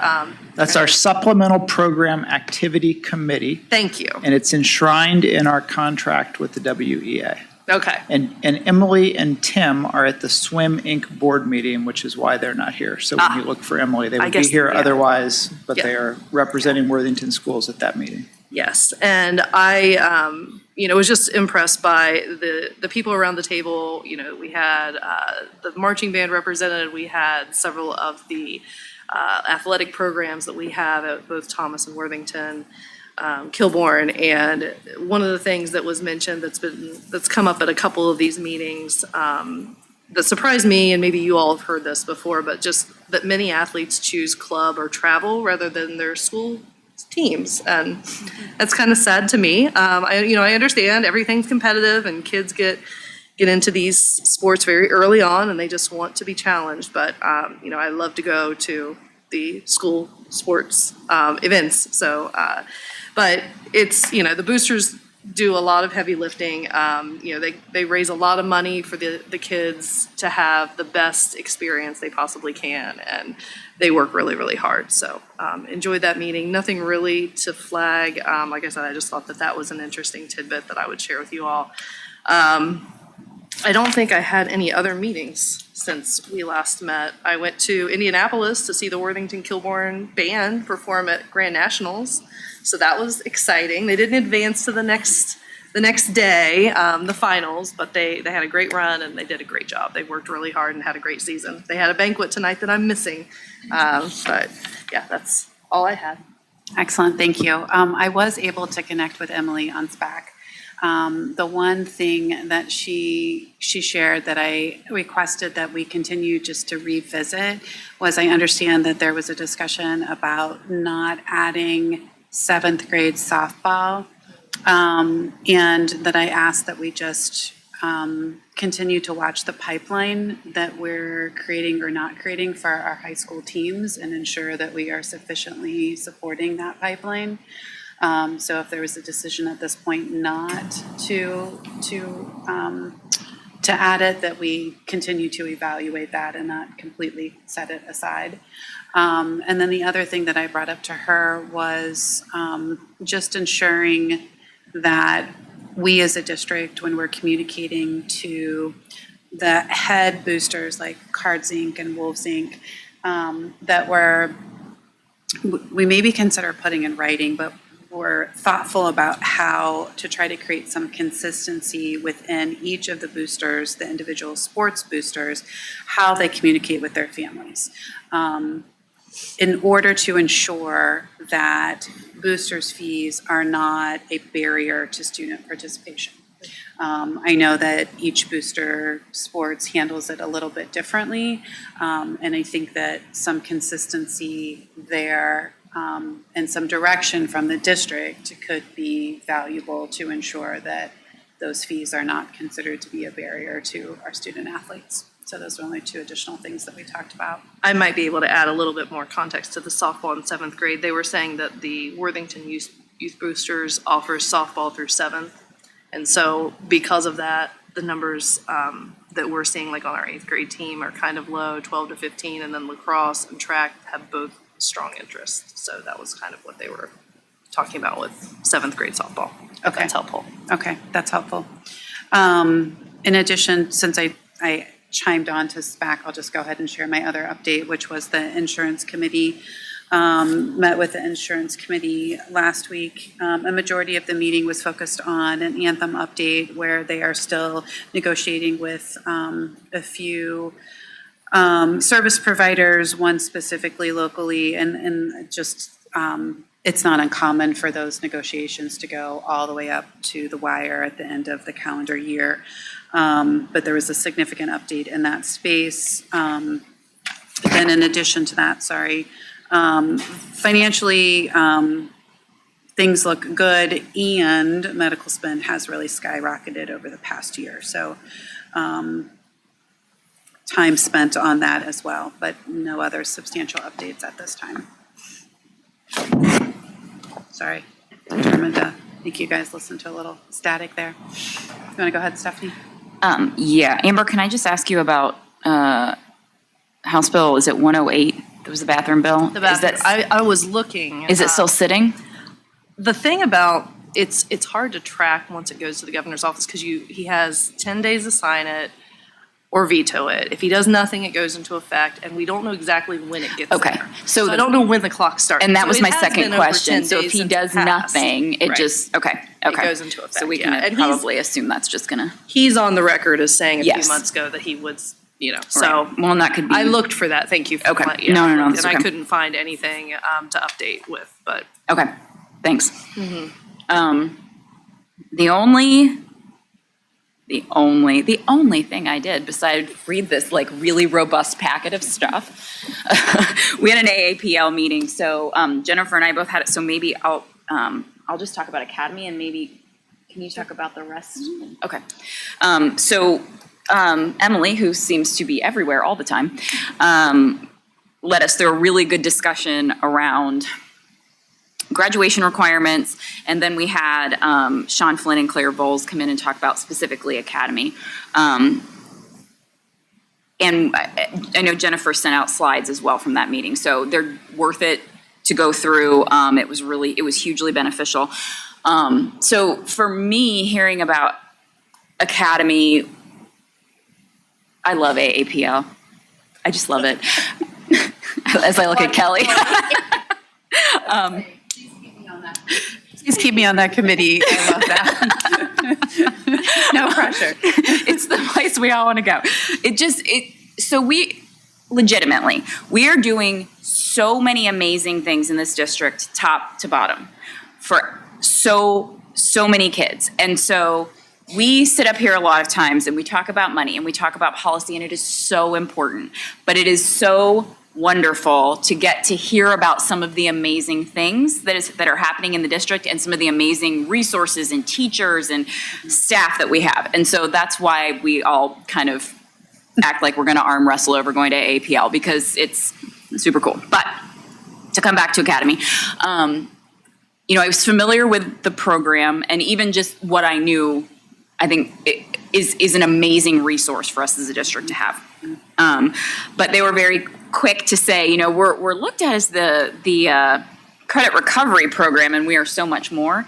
And so the things that they talked about were all of these resources that they've developed for kids that come to Academy to help them figure out how to develop careers, right, post-graduation. And that could be going to college, it could be going to a tech school, it could be going into a trade, but like to really understand top to bottom what that takes, whatever choice they make. And that is not something that's available in all places, especially to kids that may need a little bit extra help at some point, not even all the time, just at some point need a little extra guidance or haven't found their thing. And it was just really great to hear. And they've been working for 10 years to develop all this stuff, and now there's things that they can share outside of Academy to benefit all of our students.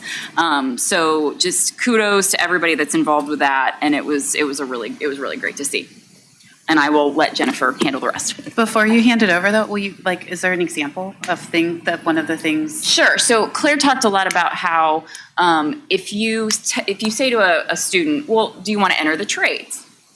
Sure. What does that mean? How do I get an apprenticeship? What does that look like? What do I need to know? Where do I go? And they've developed relationships with organizations and with individuals that have allowed them to place students to do those apprenticeships or to do internships that a lot of times will guarantee a career after they graduate or things like that. But like those relationships can be shared and those resources can be shared.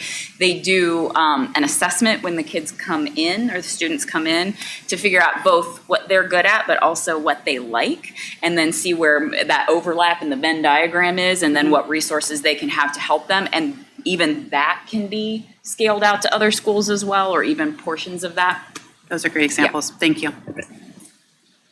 Okay, I'll continue on with that because it was such a good meeting, and I've mentioned to Kelly it would be great for them to do a presentation here for all of us, because I've been to the academy and I've heard about it, and I told them I'm very proud. I was on the board when we added that. It's a super addition to our district, but the whole career exploration was new to me. And they don't just want those students to figure out how they're going to graduate from high school, but what are they going to do after they graduate? And they're working really hard with every student to do that. So that was great. That was probably the biggest part of our meeting. And then we went over the graduation requirements, which are a little confusing and complicated at times, but I think the students all seem to understand it. We talked about all the various programs that are offered in our high schools, IB, AP, College Credit Plus. She gave us pages of all the things that our students have access to. So it was great. I hope that we are able to have them, including Sean and Claire from Academy, come speak at a meeting. So that would be great. I think we probably touched on about everything for that meeting. The other thing I have is the library trustees that are on our meeting later, but I'll go ahead and talk a minute now about that. The library is appointing 2 trustees this year because one is moving out of the district and resigning, and she had a year left. So they'll be choosing one trustee for a year term and then one for the normal 7-year term. And because they are a school district library, we're the ones that have to approve this. So if you looked at if you saw the email that I think came from TJ with all of the resumes, they had 14 people apply this year, which was a record. And if you looked at those resumes, they were amazing, all of the people that applied. So they had interviewed 10, and I know they really struggled with who to choose with so many good candidates, but they really like to make sure their board has a lot of diversity and a lot of passion for the library. So they chose, I may not be saying her first name right, Hazy Subtura for the 7-year term. She brings cultural diversity. She has a background in accounting. She lives in the northeastern section of the district, which is not really well represented on their board. And then for the 1-year term, they are recommending Emma Mulvaney, and she is an attorney, strong legal background, experience in public finance and nonprofits. She was very ready for their discussions and knew a lot about the library. She's a newer resident to the district, so once again, brings some diverse and different ideas. So those are the 2, and they will be coming up on our agenda soon. Excellent. So that's it. Thank Jennifer. Excellent. Mr. Cusick, that brings us to section E, actions recommended by the treasurer. Thank you. I would like to recommend that the Board of Education approve the minutes from the November 13th meeting as presented in enclosure E1, please. So moved. Second. Any questions or comments regarding the minutes? Seeing none, would you please call for the vote? Mrs. Epling Skinner. Yes. Ms. Harless. Yes. Mrs. Hudson. Yes. Mrs. Best. Yes. Mrs. Davis. Yes. Motion carries. I would like to recommend that the Board of Education approve the 5-year forecast as outlined tonight and presented in enclosure E2. So moved. Second. Any questions or comments? I think we've already probably vetted all of them, but okay, very good. Would you please call for the vote? Ms. Harless. Yes. Mrs. Hudson. Yes. Mrs. Best. Yes. Mrs. Davis. Yes. Mrs. Epling Skinner. Yes. Motion carries. Thank you. I'd like to recommend that the Board of Education approve the appropriations modifications listed in your agenda. Tonight is one of the few nights a year where this doesn't net out to zero. We are reducing the budget for the current year in the general fund. As a reminder, we had higher turnover in staff and lower insurance costs, so you see a reduction of $669,000. Then we also have several changes to our various grant allocations. One to point out is the last one. We received a federal grant to help us implement Centegix next year, and so this is formally appropriating those dollars so we can get moving on that project. So appropriations as included in the agenda, please. So moved. Second. Any questions or comments? Seeing none, would you please call for the vote? Mrs. Hudson. Yes. Mrs. Best. Yes. Mrs. Davis. Yes. Mrs. Epling Skinner. Yes. Ms. Harless. Yes. Motion carries. Thank you. Dr. Bowers, that brings us to consent agenda. Yes, thank you. I'd like to recommend that the Board of Education approve the consent agenda. That's items F2 through F9 on your agenda. Items F2 through F9, please. So moved. Second. Questions or comments? Seeing none, would you please call for the vote? Mrs. Best. Yes. Mrs. Davis. Yes. Mrs. Epling Skinner. Yes. Ms. Harless. Yes. Mrs. Hudson. Yes. Motion carries. Thank you. I'd like to recommend that the Board of Education approve item G1. Item G1 is the acceptance of the donation that's listed on your agenda. So moved. Second. Questions or comments? Would you please call for the vote? Mrs. Davis. Yes. Mrs. Epling Skinner. Yes. Ms. Harless. Yes. Mrs. Hudson. Yes. Mrs. Best. Yes. Motion carries. Thank you. I'd like to recommend that the Board of Education approve item G2. Item G2 is a recommended motion to approve membership in the Ohio Purchasing Council. This comes at no cost and hopefully will save us money as we purchase at a better rate. So item G2, please. So moved. Second. Questions or comments? Would you please call for the vote? Mrs. Epling Skinner. Yes. Ms. Harless. Yes. Mrs. Hudson. Yes. Mrs. Best. Yes. Mrs. Davis. Yes. Motion carries. If I could please have a motion to appoint the individuals who have been identified as being added to the Worthington Public Library Board of Trustees. So moved. Second. Any questions or comments? I think we would have probably discussed them during your update. But seeing none, would you please call for the vote? Ms. Harless. Yes. Mrs. Hudson. Yes. Mrs. Best. Yes. Mrs. Davis. Yes. Mrs. Epling Skinner. Yes. Motion carries. If I could receive a motion to appoint myself as President Pro Temp for the purpose of presiding over our 2025 organizational meeting in January until the election of the next board president. So moved. Second. Questions or comments? Would you please call for the vote? Mrs. Hudson. Yes. Mrs. Best. Yes. Mrs. Davis. Yes. Mrs. Epling Skinner. Yes. Ms. Harless. Yes. Motion carries. That brings us to requests, questions, concerns from the board. Kelly, I love that side eye. You had said earlier that you had a few things. I do. We start with you. I know we've been here a while and we have more to go. Okay, so I would try to be brief. I sent to Dr. Bowers and TJ and Jeff Collett information about the city of Worthington enhancing their audiovisual.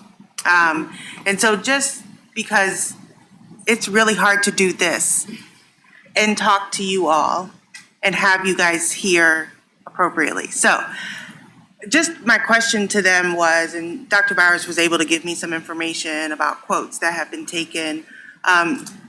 So not even for, what happened in the city of Worthington looks really nice.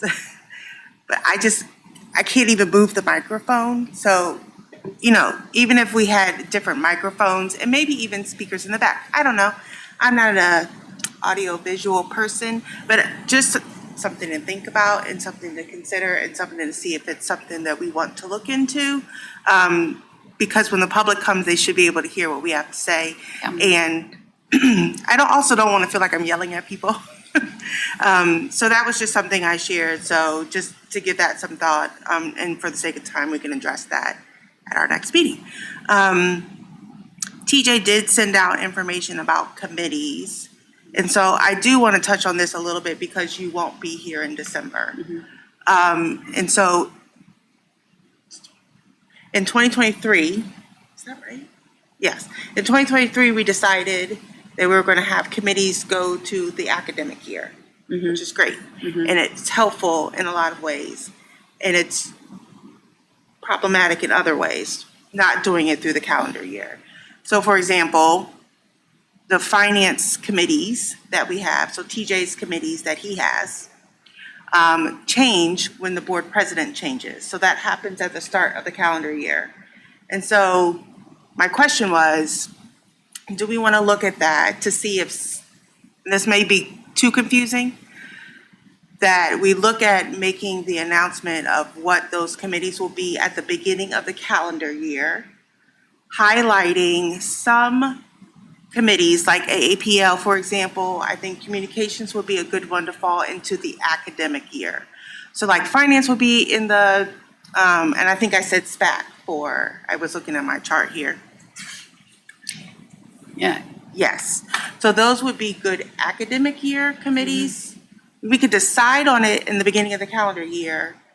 You wouldn't start that, if you're on that committee, you wouldn't shift that committee until the academic year, which July 1st. Sounds confusing. Sounds better in my head. No, Kelly, that's what we did last year. But- That's exactly what we did last year. We only changed the ones that were required to be changed by the appointment of a new president and vice president. Okay. Yeah, I'm aligned. It is confusing, but it worked for a year. So my suggestion would be just to let people know what committee you're on, you want to be on for the upcoming calendar year. I'm looking at you, Jennifer, because. I know. Go ahead. Calendar year or school year? So that's what I was trying to, okay, let me organize my thoughts a little better. So we have these and I'm just meaning it for the superintendent and treasurer committees.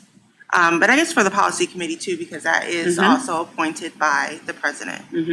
And so what I'm looking at in my little highlighting here would be like shared solutions, because the president and vice president changes, would be calendar year. Facilities could be calendar year. Finance could be finance committee and TAC calendar year.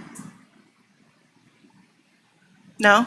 I mean, that's right. Up for, this isn't like, this is what we're going to do. It just seems like it's getting confusing because when we assign committees, we try so carefully to make sure we're all kind of even, and we have public facing, and we have ones that may not quite be as challenging or time consuming. And so if some of them are switching at the calendar year and some of them the school year, That's what we did this year, that though. evenness. That's what we did this year. None of my committees switched, or maybe I just didn't know it.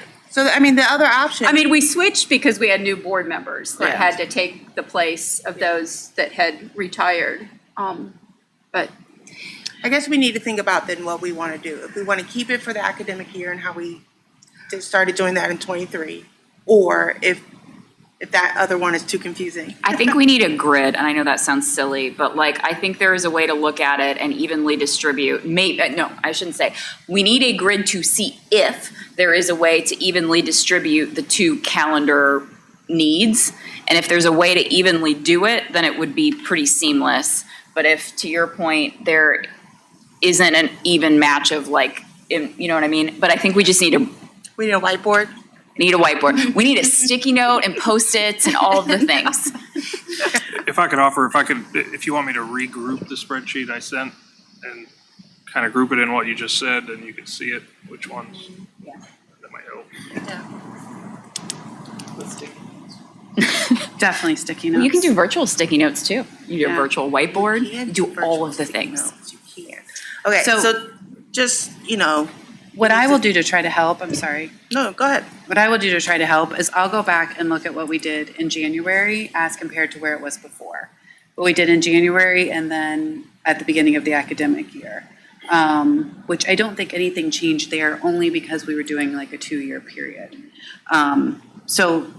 And then do with it as you wish. And just, I trust I trust that we can figure it out. And I'm all for figuring out whatever is the smoothest process. But I'll at least do that since I won't be here on the 9th. And I don't mean to make it more confusing. I just know that there was some value in keeping some in the academic, and it becomes challenging for the calendar year. So I like to do the best of both worlds. I try to make everyone happy. But I know I'm not chocolate. So, why? But anyway, so we can look at that later. That was one thing. So keep that in mind. I was just going to say, TJ also sent out the calendar, proposed calendar dates for 2025. Mm-hmm. So if you have any feedback, make sure you let him know. And so that we know that. Okay. If there are any issues. That's all I have for the end. Thank you. Any other requests, comments, concerns from the board? I have to get back to our agenda because I tried to move to the one from January. Okay, so speaking of calendar, our next meeting is December 9th. It will be our final meeting. And to piggyback and pick up on our conversation earlier, Stephanie, and so that everyone's on the same page, there will be a second reading, and then there will be a vote for adoption of the changes of policy at that meeting. So we usually have a first reading, a second reading, and then a vote for the change. Those will occur on the 9th. Because I will not be here on the 9th, I will make sure that I share a statement. Kelly, since you will be leading that meeting, if it's okay, I'll share that with you regarding my how I would vote if I were present. And then we have our organizational meeting and our regular meeting on January 6th. Good? And the work session is not happening on December 13th. It is not happening because we're replacing it. Well, we're pushing it out just a little bit. It will happen, but push out as Kelly deems fit from a scheduling standpoint, and that we'll have a holiday gathering on that day with the administration. Okay. All right, may I please receive a motion to enter into executive session to consider negotiations with other political subdivisions regarding requests for economic development assistance in order to protect the interests of the applicants or possible investments of public funds made in connection with the project. So moved. Second. Would you please call for the vote? Mrs. Best? Yes. Mrs. Davis? Yes. Mrs. Epling Skinner? Yes. Ms. Harless? Yes. Mrs. Hudson? Yes, motion carries. We will not discuss anything further publicly after executive session. We will vote to adjourn, and thank you very much for joining us this evening.